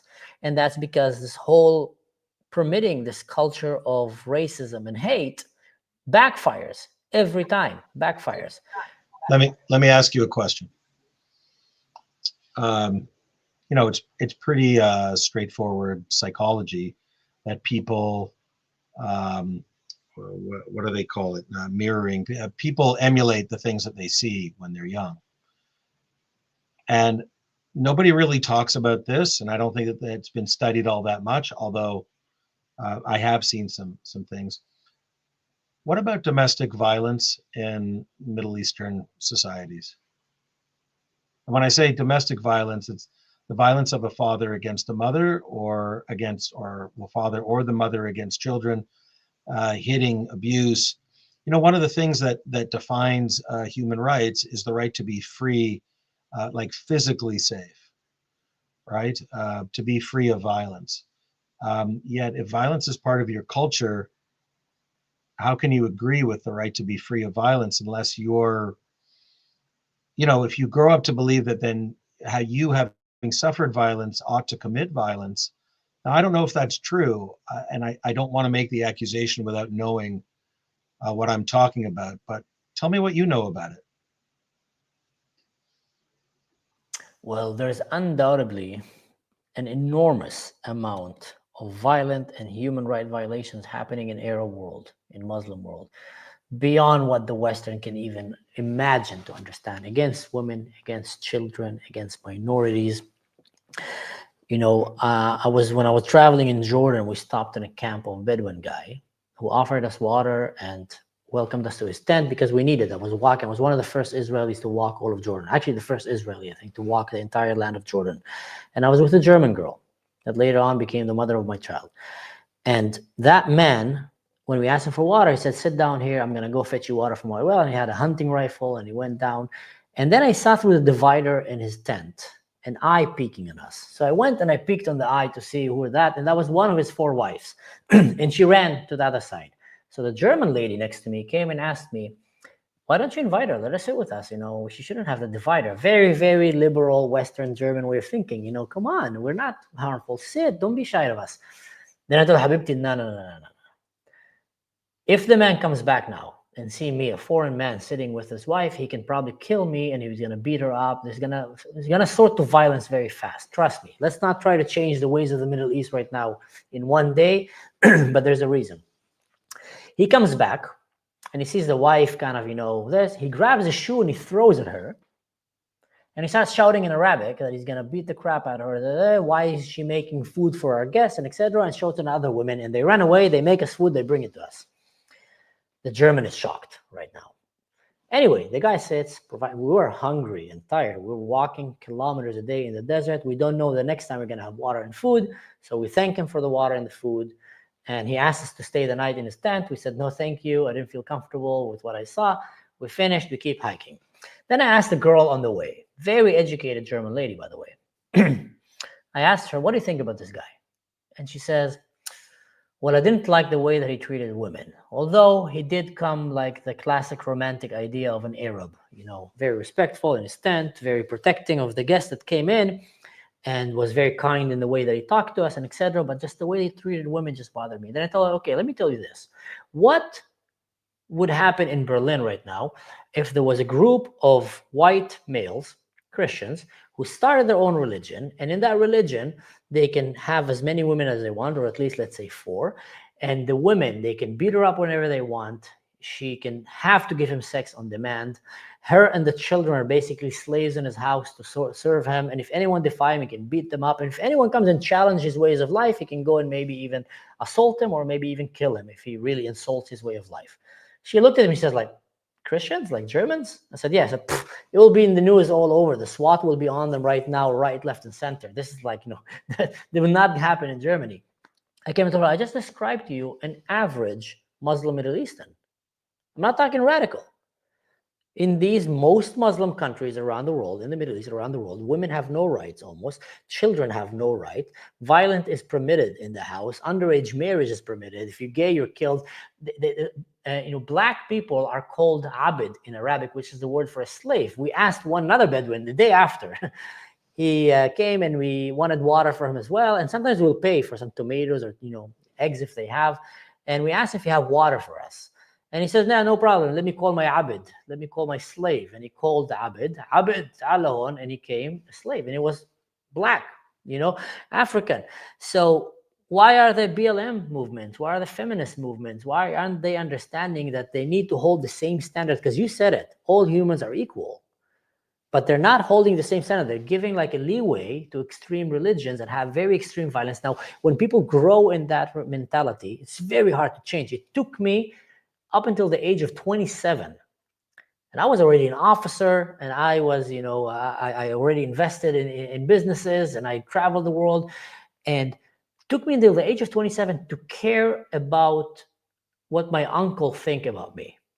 If I want to date a girl, I was very embarrassed. Maybe I shouldn't because my uncle is not going to be happy with that. Now, why should I care? And I love my uncle. He's a great guy. But just the fact that even me, someone who was exposed to modern society and lived in it, still had that upbringing that is very important, what the community think about you, and to let them have rent-free house.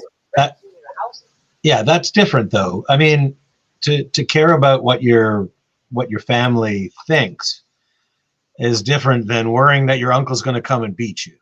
No, that's true. But I'm giving you right now a moderate example that I was letting myself, hampering life decisions because I was ashamed that maybe my uncle would not approve of it, even though I know it's a good thing to do. So that is the very moderate decision. Now, take that to an abusive uncle. The culture is a very tribal culture.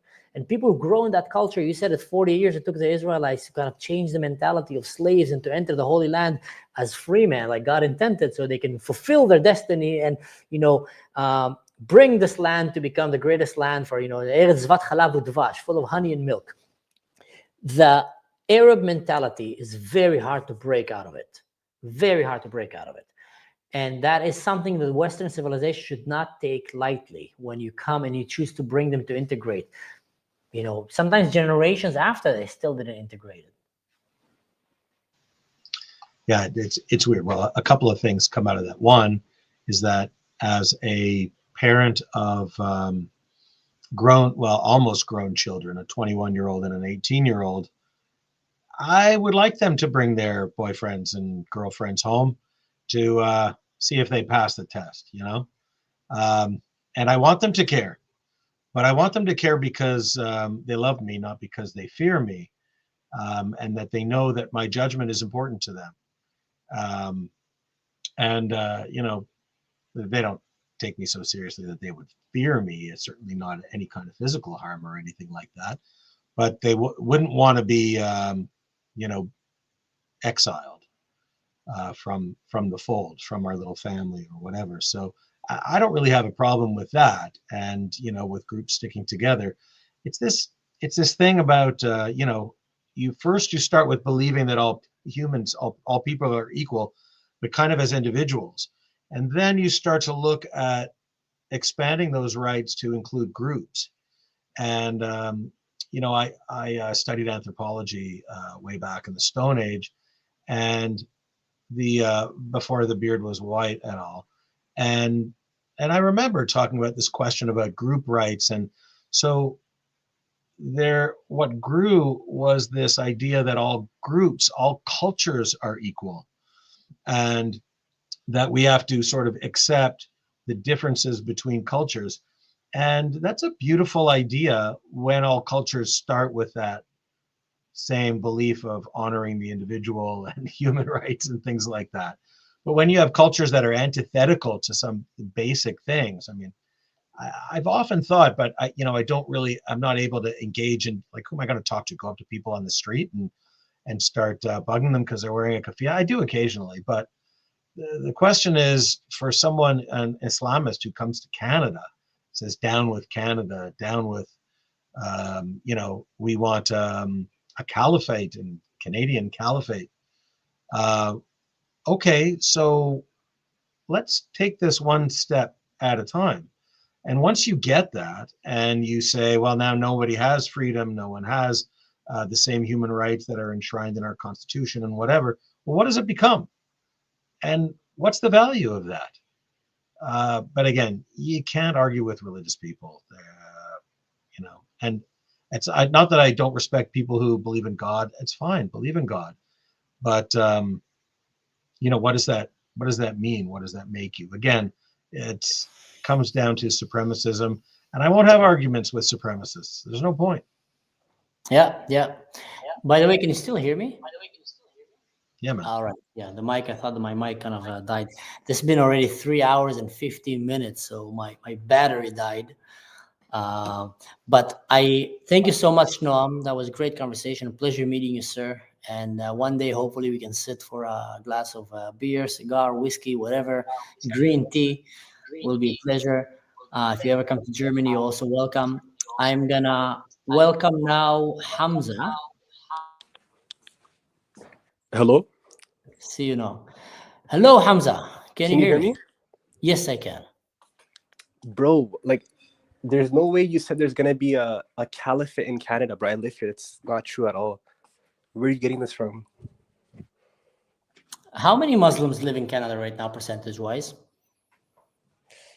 I'm not gonna lie, I don't know, but it's like less than 5% for sure. All right. How many children per average Muslim family comes?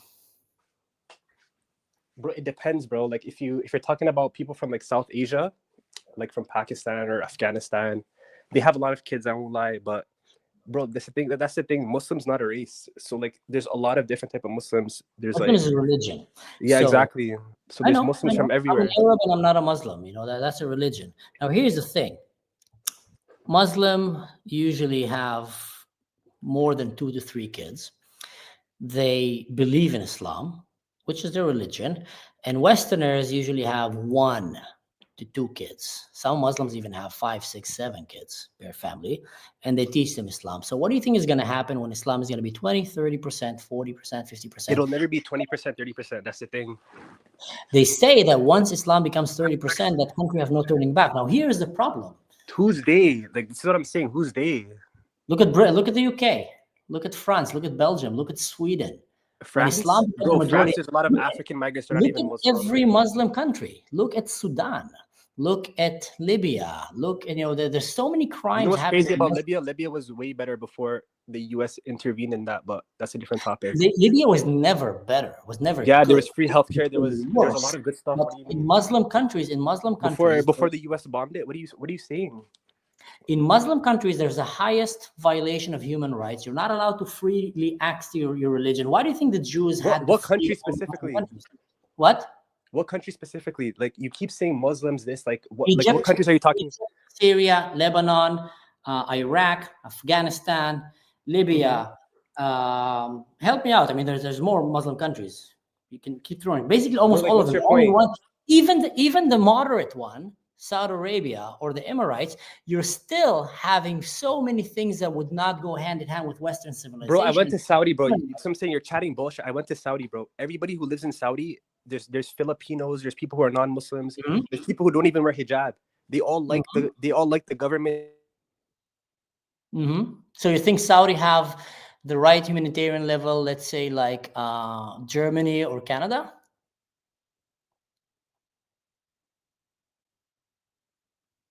He disappeared.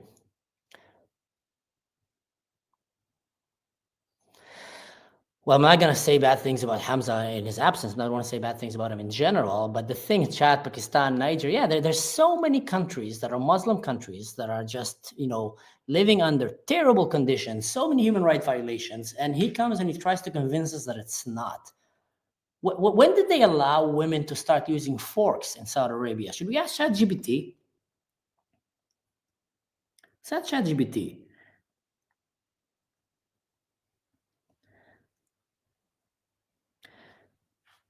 Let's ask ChatGPT. Where is it? Hey, ChatGPT, how are you?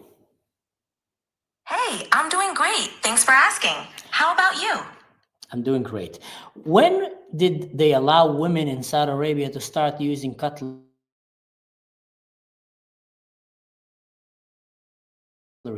Was that start? Yep, that. Say that Sure again. thing. Say that again. Women in Saudi Arabia were officially allowed to drive when? Women in Saudi Arabia were officially allowed to drive starting in June 2018.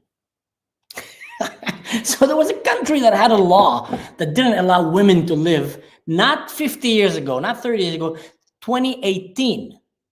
And I'm not saying I'm liking where Saudi Arabia is going, but to come to the show here and to try to convince us that, what are you talking about, man? I've been there. That is very typical taqiyya, what we call it, which is a Muslim living in a Western country that is trying to make radical Islam doesn't look so bad. So you'll expect the frog analogy. That is exactly the frog analogy that Noam was saying before, where they would not call out the atrocities that are happening under Islam, so Islam can one day wake up and change. But meanwhile, they were, call out everything about the West, about the Jews, and I don't know what. But let's ask about the forks. So that's interesting. Hey, ChatGPT, I was asking the questions about women using cutlery like fork and knife. Was there any revision that happened in Saudi Arabia that allowed them to do that? Oh, got it. As far as I know, there's never been a restriction in Saudi Arabia on women using cutlery like forks and knives. The reforms in recent years have focused more on things like driving, dress codes, employment, and other social freedoms. All right. And what about the laws that they had about if a woman was sexually assaulted and she came to report? Was there a time that she didn't have equal right like men? Historically, women in Saudi Arabia faced significant legal and social challenges when reporting sexual assault. In the past, the legal system often required women to provide multiple witnesses and could punish them for being in certain situations, such as being alone with an unrelated man. However, there have been reforms over the past decade to improve the legal protections for women and support victims of sexual violence. The legal system has gradually become more supportive of reducing some of the barriers and stigma associated with reporting such crimes. But it's definitely been a long journey toward more equitable treatment. Thank you. Well, guys, I didn't make this up. This was live. ChatGPT, which is very politically correct, by the way, more than I would like it. Still, Hamza comes back now. Very convenient. Hey, Hamza. My bad. No Okay, worries. let's stay on one topic, right? You said about Canada. You said there's going to be a caliphate in Canada. Do you know what the number one migrants that came into Canada are from? Tell me. They're Indians they're not even Muslim. They're by far the number one people. And if there's people in your chat from Canada, they can literally attest to what I'm saying. They can literally agree with what I'm saying. The number one majority of people that came into Canada are Indians from Punjab, India. They're not even Muslim. That's not a point. Let me tell you why that's not a point. Because you're saying the Muslims are going to take over, right? If the Muslims are going to take over and the people that are coming into Canada aren't even Muslim, that literally makes no sense. Hamza, are you a Muslim? Yeah. All right. No wonder.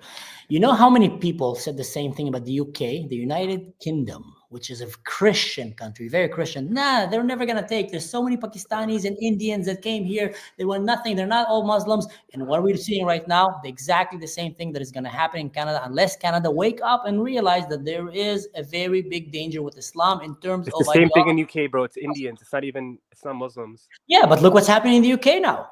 Look what's happening there. Bro, I've been to the UK. What is happening? You're talking about there's a lot of Muslims there?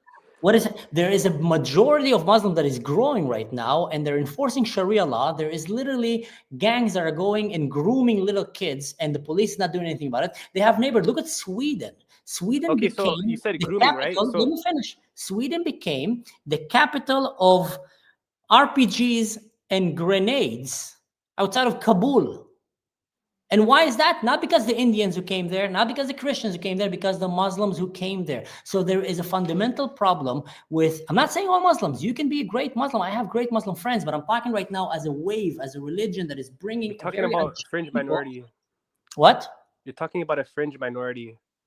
They always start as a minority. But that's the problem. They don't stop as a minority. And you know what? There is literally talks, live recordings of imams teaching in mosques saying that this is what we're going to do. There is videos of people walking in the street in Canada interviewing Muslims, and they're saying, what are you talking about? Who do you think is going to be the majority here in 25? So that video is from 6 years ago, bro. That's literally what I'm saying. You're saying they, right? That's one video from 2019. I know exactly what you're talking about. That's not one video. That's not. Yeah, you said the video. I know which video you're talking about. You're talking about the guy who said, "Oh, we're gonna take over." Time I would have showed you the videos. There's way more than one video. I've been to mosque who spoke these things clearly in the mosque. So just because you caught one video, stop making an excuse for it, man. Now you might be not interested in taking over Canada, but there's a lot of them that actually are very interested in taking, and they're not trying to go and saying it. But you keep diverting all the time and throwing things that are relevant. So what if many Indians came? Indians don't pose a threat to your society. They don't want to convert you to Hinduism. They're not going to force it on you. So I'm saying, you're not even understanding what I'm saying. The people that are coming into Canada are not Muslims. How are Muslims going to take over if they are not Muslims? They're Hindus. They're literally Hindus. They're not Muslims. How did you get to Canada? I was born here. What do you mean? So your parents, did you come from a Muslim country? Yeah. Which country, if you don't mind me asking? Somalia. So just like you got to Canada, many other Muslims are trying to get to Canada. What are you talking about? There is Gazans right now. No, There's I'm talking about, bro, I live Canada. here. I'm telling you. I'm literally is there somebody from your chat from Canada to basically, what I'm saying is that the people that come to Canada, the number one, yo, this guy's from Canada, right? Noam? Which part of Canada are you from? He's a lawyer from Canada. Don't tell him. No, I'm kidding. You think that's funny, right? Mansur? No, man, no. Because if somebody made those jokes, let's not turn this into hate or defensiveness. No, I'm saying no. I didn't mean to. No, let me just make one point. If somebody said anything else about like the Jews, right? This guy Mansur would be crying, saying anti-Semitism, right? No, I won't. Yeah, you would. That's literally what your whole YouTube channel is. No. And by the way, to answer your question, Hamza, before you play the victim card here, I'm very sorry. No, I'm not. I don't think you can make those jokes, but don't cry about. The reason I said don't tell him is not because you're a Muslim. I guess that's where you're trying to take it. I'm just saying because yeah, you are, bro. Don't lie. I don't think I'm not. No, I'm not lying. about it. People in the internet, don't call up. Be careful, especially with someone that's hiding his face. So either show your face and stop giving us. That's not what I'm saying. You can make those jokes. Don't cry anti-Semitism if somebody says another joke. Morality, trying to cover for sins that are happening in Islam, and they're not showing your face and telling us that we can't joke. This is pure Christian card. A Muslim that I'm not mad about the joke. I'm not mad about the joke. You can make those jokes. A Muslim that his family migrated into Canada is trying to convince me that Muslims are not coming into Canada, and is trying to shame us about these stuff. So please show your face. So there was a big influx from East Africa in the 1990s. One of the things that I saw that was sort of lamentable and interesting. Hamza, I live in Toronto, and I was born here, lived here most of my life, and I noticed that there was, as part of sort of the young people, Somalis particularly, integrating into Canadian society. I think that there were, fellow Black people, but, Jamaicans and who were they were sort of caught because these were good kids. These kids from East Africa, particularly, like hardworking kids and smart kids. And they were sort of being influenced by kids who were not good kids, not smart or hardworking kids. So anyway, that was kind of something that was going on. Okay, in terms of Muslims coming in, Hamza, first, let me just finish. All right, yeah. No, and I'll let you make. And first of all, I want to agree with you that it's true that It's Indians. It's not Muslims, bro. That there's much more immigration from Punjab of Sikhs and he thinks they're Hindus Muslims. Like, I'm trying to tell him that they're not Muslims. No, it's okay. It doesn't. That's not really the point. And I'm talking about Muslims. You're a Muslim. I'm talking about Muslims, bro. Okay. Yeah, I wasn't saying that this is. Just let me be clear. I wasn't saying that this is imminent. That there's like huge groups of people who are calling for Sharia law. I'm saying Mansur's point, like, to basically attest to what I'm saying. Like, he thinks that everybody that's coming into Canada, there's Muslims. It's literally not. They're not Muslims. Like, how can Muslims take over Canada if the people that are coming into the country are not Muslim? They're not Muslim, bro. No, like, I don't think he's trying to. Just to be clear, I don't think he's trying to say that. He said a caliphate in Canada. No, it was me. Sorry for cutting you off. Hamza, that's what they said in the UK. That's what they said in France. That's what they said in almost every. Talk about Canada, not France, not UK. Okay, so let me. Canada. That's what they're saying in Germany. Hamza, if you don't mind, let me. There's nothing different. Canada is not going to be different. Yeah, let me speak a little bit about what I know, and I'm not going to say that I know everything. Okay, that's the way the internet works. Everyone says they know everything. I'm just not willing to do that. And I'm uncertain, but I have just yesterday I saw an interview. It was kind of an older interview, and someone commenting on it of a guy at a demonstration downtown. He was Pakistani, and he was saying just quite openly that, like, well, yeah, the idea is if there's more there's more Muslims, if we make up a majority of the country, we'll change the laws and institute Sharia law, like, and you can't stop us because that's majoritarian. Anyway, he doesn't really understand the Canadian Constitution, but I guess that doesn't matter really. And I'm not saying that that's imminent. It's just that there are some, and it's a small group of people in Canada, but it is increasing. And Somalis are part of it. I mean, there is a lot of radicalization in the Somali community. I don't think you should deny that. But it's a small number of people. But the whole idea is they don't want to remain small. That's not. The whole point of it is to grow. The whole point of it is to impose. And I don't think we should hide that. Is it imminent? No. Is it as serious as what's going on in England and France and Sweden and Germany? No, it's not. And let's keep it that way, because I think we enjoy the freedoms. We enjoy the standard of living that we do, partly because we have an open society. And I don't think we should be trying to change that for the sake of someone's 1,400-year-old book. Believe what you want. Just don't make me do, I don't want to believe in the book. And I don't think I'm anything less than you. Yeah. That's my point. Okay, so like the video you're talking about of the Pakistani Indian guy saying, "Oh, we'll be the majority in like 2060." I think that video is like 6 years old, maybe. I mean, those guys should not be allowed in Canada for sure. I agree with you on that. But the thing is this: there's no like Islamic takeover of Canada. Is like my point. Like, even statistically speaking, like the people that come here are not. They're mainly Indian. You know what I mean? You go to downtown Toronto, you go to Scarborough, you go to Brampton. Hey man, thank goodness. You know what I mean? Thank goodness, but there's still synagogues that have been, very poorly firebombed. I mean, they're not particularly great but it is intimidating. The shooting at Jewish schools, intimidating Jewish kids in class, and it's really not just Muslims. I know it's not just Muslims, but like, we can't. Jews are really sensitive to it. Like, we don't ignore signals like this because it's really old in our history. Pretty much a few hundred years before Jesus, the Greeks and the Romans were already down on us. So we're quite sensitive about this kind of thing, and we don't want our Muslim allies. We do have Muslim allies, and we don't want them to ignore it either. Mm-hmm. Well, maybe I'll clarify something, because either Hamza misunderstood me, or he chose to misunderstand me. No, I'm talking about your other videos too, bro. It's like, I don't know why you're acting like you don't know what I'm talking about. You said a lot of other crazy where did I say that Canada is No, I'm just saying you see a lot of like outlandish stuff, right? And then you could literally just debunk it with one Google search. Well, you tried to debunk Islam says this, Islam says that, and it doesn't say that. Where did I say that Canada is going to become a caliphate in this generation?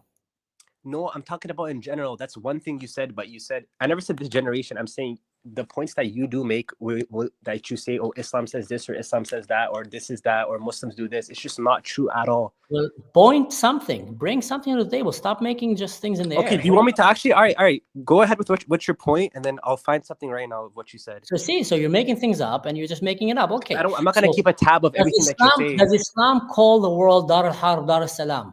Yes or no? No, they don't. Show me in the Quran where it says that. What? Are you kidding me right now? You said Dar al-Harb, I said that's something that was made up. Do you speak Arabic? Let me ask you this. Do you speak Arabic, Hamza? No, I don't. Well, I speak Arabic. The Quran is written in Arabic. So first of all, learn to read your Quran. Second of all, this is literally I'm asking you, show me where it says it in the Quran. I'm asking you, show me the proof. Like, where does it say it? If I remember it by heart, let's find it. Because I know exactly where it came from. Hamza, you know what? We don't have to make this an attack, right? One thing that I try to say on Lubna's channel is issue a quick reminder to everyone that we're not going to solve any big problems in these chats. So we can just chill out on one another, right? Like, we're all people. We're not trying to hurt one another. And, if you've got a problem with something that Mansur said, well, bring it up, it's okay. It's not even a problem. We're just talking. The other thing is, have you got the only phone? Have you got the only phone or computer in the world that doesn't have a camera? Like, why can't you show yourself? Nah, I don't want to be on YouTube, but it's not about that. Noam, you seem like a very nice guy. My point is that some of the stuff he says about Islam is just not true at all. Like, he's just saying it just to make it look bad. Like, I don't know if he had a bad experience with a Muslim or something, but like, there's a lot of stuff he does say that's not true. Like, it's just not true. Like, it's just false. You know what I mean? First of all, Hamza, okay, let me try to talk. Let me try to answer your question. I did have a bad experience with Islam. It's called October 7. It's called Intifada. It's called... I understand that, of course, yeah. Independence War, the 6-Day War, the Kippur War. It's called what's happening in Sudan. It's called, the genocide against the Christians. It's called what's happening in Syria right now. What's happening in Sudan is a civil war. What do you mean? It's not a Muslim thing. The Muslims are killing the Christians. It's not just civil war. They're literally genocide. A civil war. Yeah, well, the civil war is a Muslim killing Christians, so it doesn't matter which name you give it. What's happening in Syria is the Muslims are trying to kill the Druze and the Alawites and the Christians again. I can waste a lot of time here trying to tell you about the crazy things that are happening under the holy war of Islam against the West, which is happening. By the way, this wasn't created right now. It was all the way up until the Ottoman Empire, and after their collapse as well, they never abandoned that idea. So I'm not making these things up. So just because it makes you uncomfortable, you're trying to come and say that you can debunk Bro, it. You're going on a tangent. That's What? Not my point. That's not what I made. I'm saying that you'll say something about Islam says it. Like, you're talking about Syria right now. That's not my point. I'm saying other stuff where you're saying that this is but you're allowed in saying Islam. that you can debunk things you're saying, and I'm giving you the things I'm saying right now live. Debunk them. What can you debunk? I'm curious. I'm honestly interested in what can you debunk in that? Well, what argument? You said that in Islam there's something called Dar al-Harb or Dar al-Islam. You said that, right? Dar al-Harb, Dar al-Islam. Dar al-Harb is a call for a jihad. Again, bro. Actually, you know what? I'll take it back. It's not from the Quran. You said in Islam, right? Yeah, go on. No, it's a very known thing, by the way. Go and read about it. No, it's show me where in the Quran it says Let me it. explain to you the Arabic right now. Let me explain to you Islam, Quran in Arabic and Hadith, okay? Islam says that you need... You're going on a tangent, bro. Islam sees itself as the final religion and the best religion, and the world should join that religion. Islam says that the only one that can choose not to convert, if they want, are Jews and Christians. The rest must convert because they're considered kuffar. Islam then calls it jihad. No, it doesn't say that. What do you mean? Finish. An effort to go and put Islam on the world as a dominant religion. Now, it divides the world into two, Dar al-Harb, Dar al-Islam. The Islam, the house that is under submission of Islam. Anywhere Dar al-Harb is anywhere that is not under Sharia law. This is Islam. All right, so to not even know that, you know what, actually, they don't call it conquer. You know how they call it? They call it futuh, which in Arabic, the word to open. Why? Because the world is in darkness and you need to open the world to the light of Islam. So my point, violently or not violently, Muslims do believe that the world should become Muslim. Do you deny that? You're saying that the world should become Muslim? Yeah.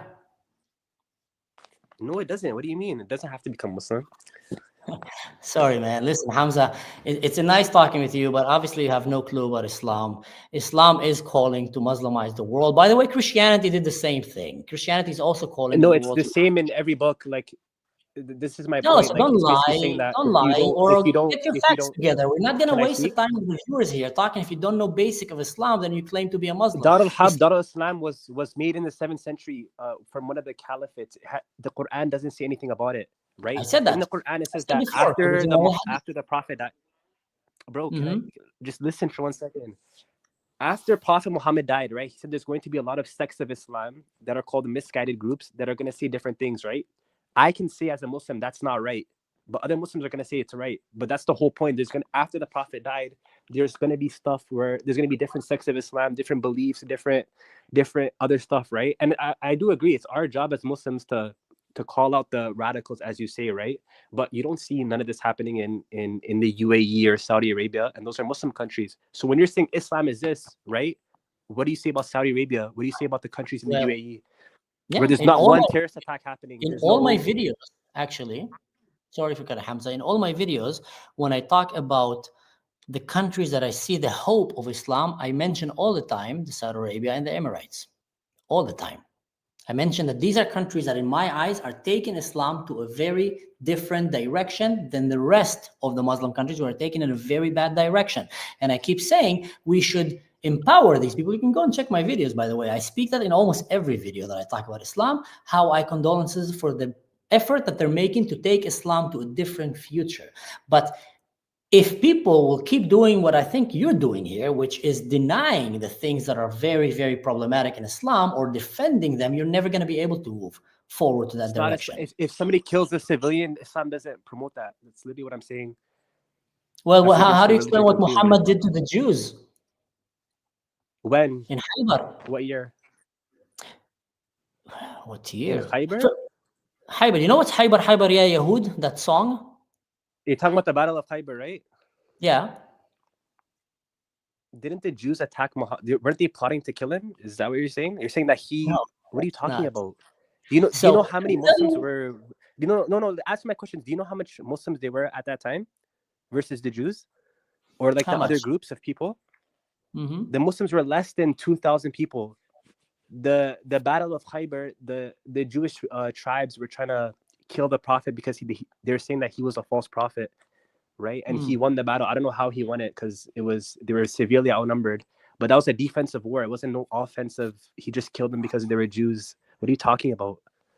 What am I talking about? Because he killed the Jews. He sieged that city, by the way. It was a defensive war. What do you mean? If somebody's trying to kill you, do you not fight back? So you think the Jews tried to kill Muhammad? No, the Battle of Khaybar specifically, yes. You could Google this. He killed 800 Jews. Do you know the life of the Prophet? Yeah, I know the life of the Prophet. No, you're talking about the Battle of Khaybar specifically, right? It was 1,400 Muslims, 1,000 to 2,000 Muslims against 10,000. The tribe of Khaybar, there's like 10,000 of them, maybe even more. So, like, what are you talking about? That's a defensive war. Listen, man. Are you saying that he attacked them because they were Jews? Bro, yeah, Google this right now if you think I'm lying. Google it right now. Google the number of people that fought in that battle right now. Go on ChatGPT right now. It's not about, okay, you know what? What year was that? Do you know when the Prophet got prophethood? There was not that many Muslims. He was literally persecuted. He had to leave. Listen, man, okay. Hamza, I'm sorry, but I'm wasting quite a lot of time on you. Muhammad killed the Jews. The Jews never tried to annihilate the Muslims. No, you can say, what are you talking about, dude? But just because you say Google it right now.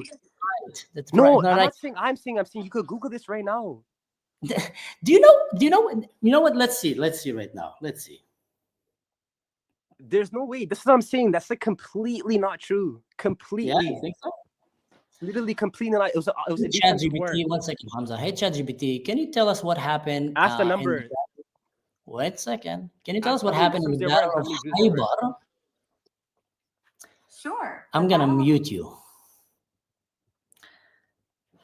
Can you tell us, please, what happened in the Battle of Khaybar with Muhammad and the Jews, and which other Jewish city, by the way, they sieged later on, and what happened in that battle? Tell us also, if you can, the numbers of the militants that they had against each other. Sure. The Battle of Khaybar took place around 628 CE between the early Muslim community led by the Prophet Muhammad and the Jewish inhabitants of Khaybar, a fertile oasis in the Arabian Peninsula. The Muslim forces, estimated to be around 1,600 to 2,000 strong, faced off against the Jewish defenders, whose numbers are not precisely known, but were likely... Continue. The Muslims laid siege to the fortresses of Khaybar, which were well fortified and defended by the Jewish inhabitants. After a series of battles and the capture of several key fortresses, the Jewish inhabitants eventually surrendered.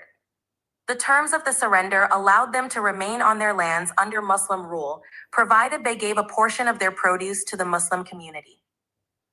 Following the Battle of Khaybar, the Muslims also laid siege to the Jewish community of Wadi al-Qura, another oasis north of Medina. The outcome was similar, with the inhabitants surrendering and agreeing to pay tribute.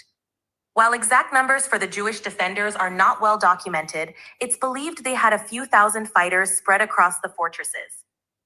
The Muslim forces, being more unified and better organized, ultimately prevailed, expanding their influence in the region. So, to your argument that you justify a genocidal attempt over the Jews, murdering them, killing them just because they were outnumbered, that is like saying... I never said that. That is like saying, no, that is like saying that October 7, the Hamas was right because there were not as many as the Jews. The Muslims there came to kill the Jews. They conquered them and then they killed them. Actually, there's hadiths that are showing or telling the picture of how they not only killed the men, they basically killed them in front of their women and children, and then took their women and children as sex slaves and wives. So this is early Islam. This is early Islam as per the Muslims' hadith and the Quran and the story Surah al-Nabawiyah, which is basically the picture of the Prophet. That is the hadith. That is stories of people that walked around him and added their interpretations of what happened, what they saw in their eyes, and then they checked which hadith was more reliable and which is not. So what are you talking about?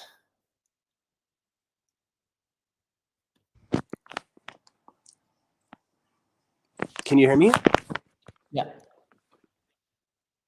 Like, this is my point again. I never said anything. You just went on a tangent. My point is that every war that the Prophet fought was just. He wasn't just attacking Jews for no reason, just because they were Jews. When he got prophethood, there was a very small number of Muslims, right? And you're saying that they attacked all these people, all these battles, Banu Qurayza, the Battle of Khaybar.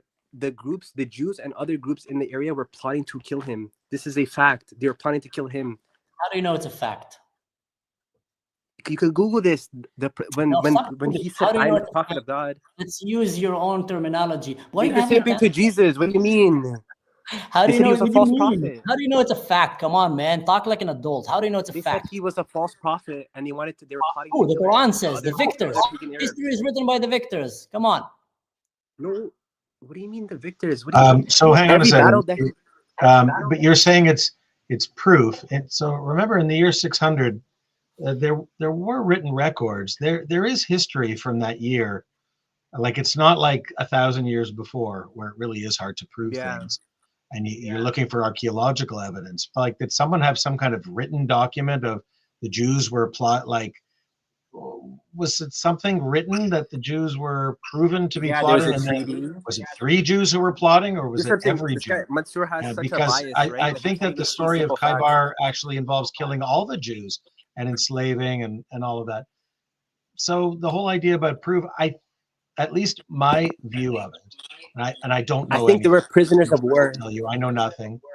My view, and it's not a religious view.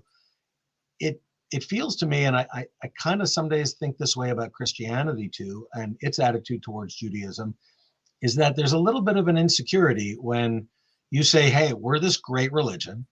And we think obviously you want to adopt the religion because it's so great." And then the Jews say, "No, we're good, thanks."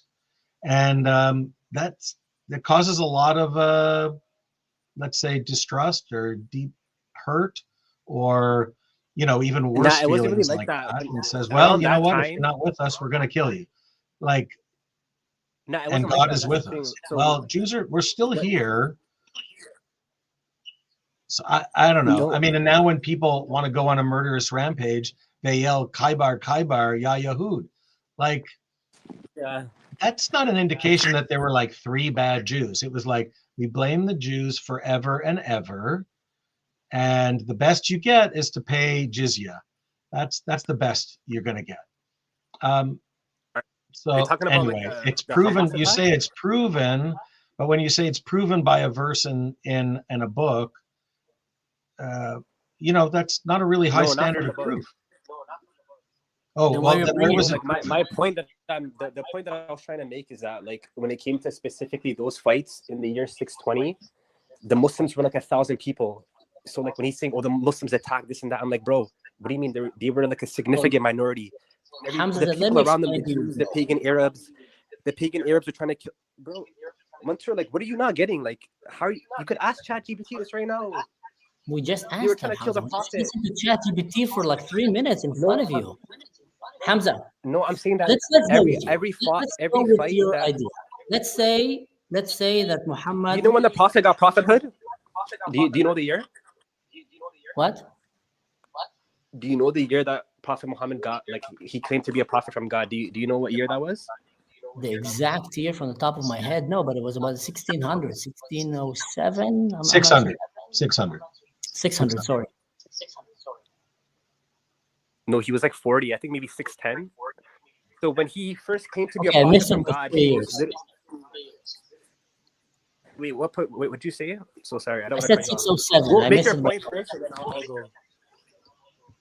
Hamza, here was my point. Let's go with you right now, and let's say that you're right, that it was Muhammad with 1,500 strong men, well organized.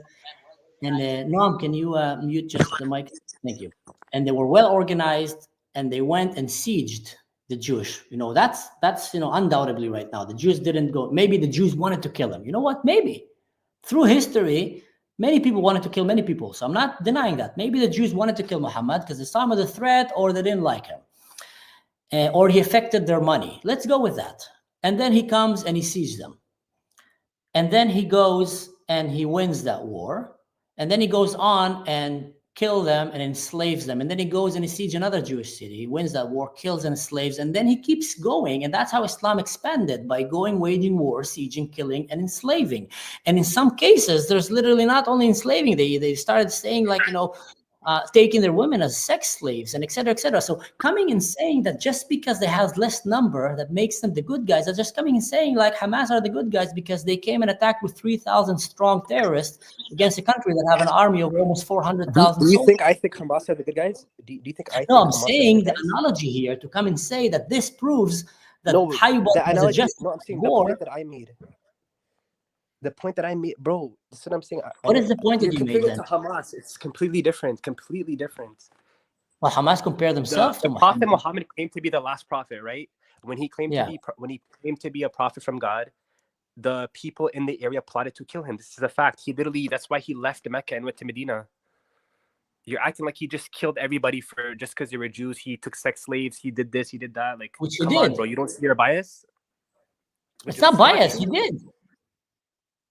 Okay, so if a Muslim goes into an attack, right, and they win that fight, you will blame the Muslims for, even if they are outnumbered, it's still the Muslim's fault, is what you're saying. No, if they trying to kill a Muslim if wins, they kill the innocent, if they execute innocent people, if they execute innocent people and take their daughters as sex slaves, yes, 100% I will blame the Muslims. Why are you defending them? Oh my God, what do you mean? They're prisoners of war. I'm not talking about I'm not talking about that specific battle. I'm talking about in general, right? The first battle. There's other battles. Banu Qurayza. Do you know that? Do you know that battle? Mm-hmm. Do you know what happened? Tell us. Go ahead, please. No, I'm asking you. Do you know what happened? No, I'm telling you. No, I don't know what happened. Tell us. No, I'm asking you because I want to get your point of view to point out. No, Hamza, I'm done hearing your point of view. The problem here that we have is that you are pretending to be a moderate Muslim living, but your view seems to be very Islamist. And then you keep going back and forth defending Islam. And then every time that I start explaining to you, you call it a tantrum. And you say, bro, what are you crying about? And you said, if you do this attack, it's because of Hamas. Not a way to argue. I ask you, how do you know that the Jews plotted to kill Muhammad? And you tell me, because I know. Ask ChatGPT. No, how do you know that they plotted to kill him? I asked you so many questions, but you just don't know how to answer them. You don't speak Arabic. You don't know the Quran. You don't know anything about Islam. They had a treaty for 10 years. You say that Dar al-Harb and Dar al-Islam is not something that is in Islam. You say that Muslims in the year 7th century, Prophet Muhammad died. Muslims That has nothing to, I'm telling you, that has nothing to the world Muslim. You're making up things that any kid can basically debunk right now. Okay, so the Banu Qurayza, do you know there's a treaty? So, with all due respect, listen, man.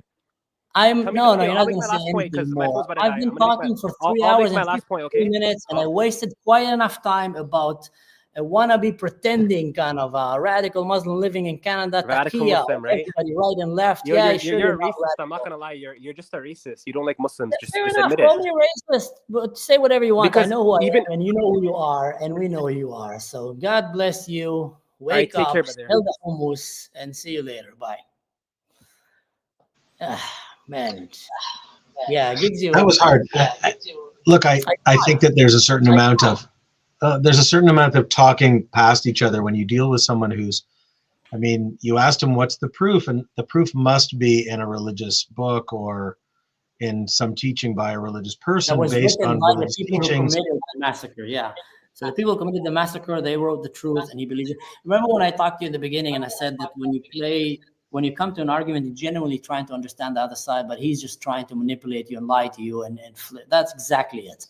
It's very hard. I don't think he's doing that on purpose. I mean, I think that he genuinely holds those beliefs, and he's genuinely hurt. And look, it must be very hard to be a Muslim, whether moderate or, I don't know if it's hard to be an Islamist because they're like on another planet, but but if you're kind of moderate and you don't really want to kill anybody, and you just don't like all the bad stuff that's being said about your people. I get that very much because I'm Jewish, and I don't like bad things being said now, whether they're because they're mostly lies. I mean, the thing that I hate the most is like, well, one person of a certain faith did something bad, therefore everyone has to suffer for it.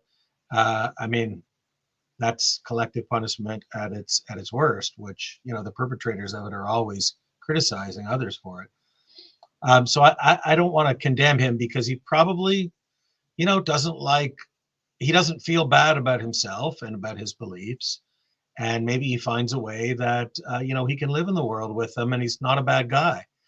He may be deceived, or he may be, a strong believer without being a violent guy. And he just feels like people are saying bad things that aren't justified. So it's hard, though. It must be very hard for someone in his position. If he is, if my being charitable is fair, it may not be. He may be a bad guy that I just don't recognize. But I didn't get the sense that he was such a bad guy. I don't think that Hamza will want to kill Jewish people or any people in Canada. That's not the vibe that I got from the guy, but the vibe that he's completely, confused or, just making up the facts. And whenever he doesn't like your argument, he starts going to personal notes and calling you a liar. And, what are you talking about? Tantrum, bro, and these things. That's like arguing with a college kid. They don't know nothing about life, and they think that they can change the world just because someone told them that they're special. You should learn the facts, and to come and to say that it's justified what they did to Khaybar, and because there were less, that's what I said. It's like saying that it's justified what Hamas did because there were less. It doesn't justify their actions. They came and they killed innocent civilians, and Khaybar, they went and they killed innocent civilians. Hamas wanted to enslave the Jewish people and kill. They wanted to enslave the working. Actually, they found a document on Sinwar that said if they take over Israel, they should not kill all the Jews. They should keep, the accountants, the government officials, and etc. Just so they can keep running the government. That wasn't. They actually held a conference. In Gaza. They had some kind of conference where they had like an 8-point plan, or maybe it was 12 or 13. I don't know how many points.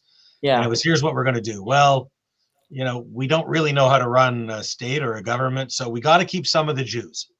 So we're going to enslave them after we get rid of the ones that we can't use.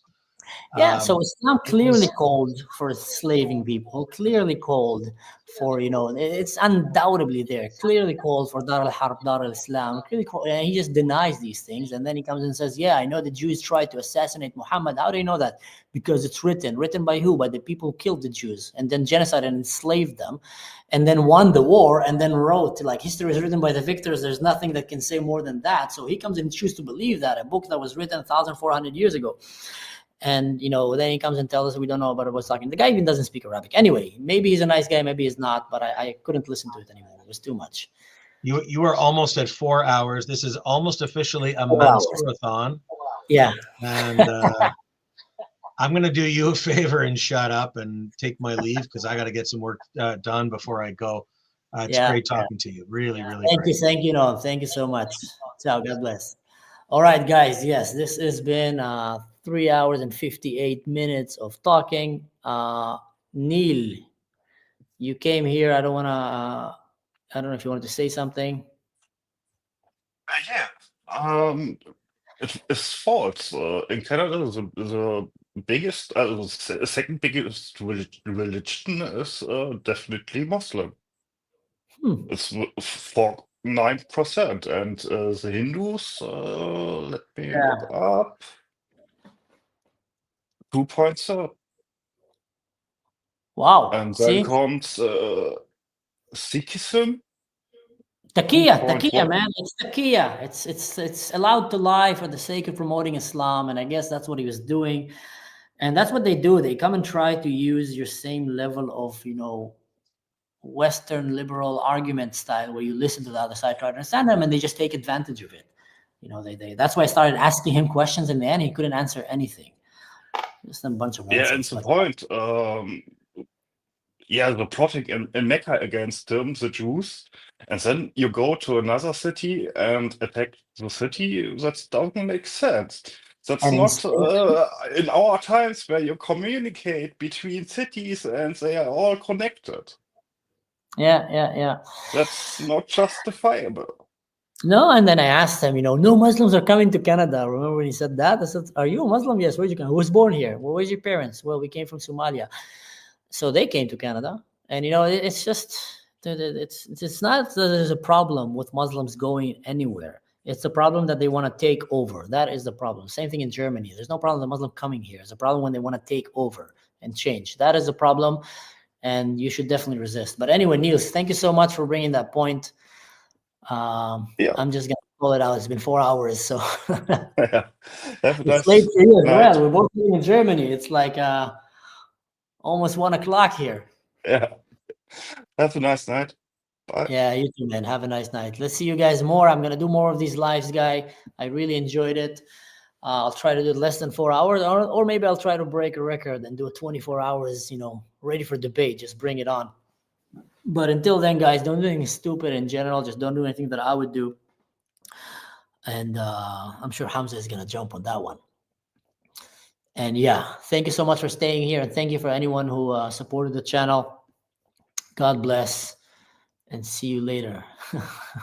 24 hours, Tara. Yeah. Hit the like, please. Yes, hit the like, subscribe, and everything. And yeah, if I keep talking right now, I'm just so tired. I'm going to probably start talking nonsense. So stay safe, guys.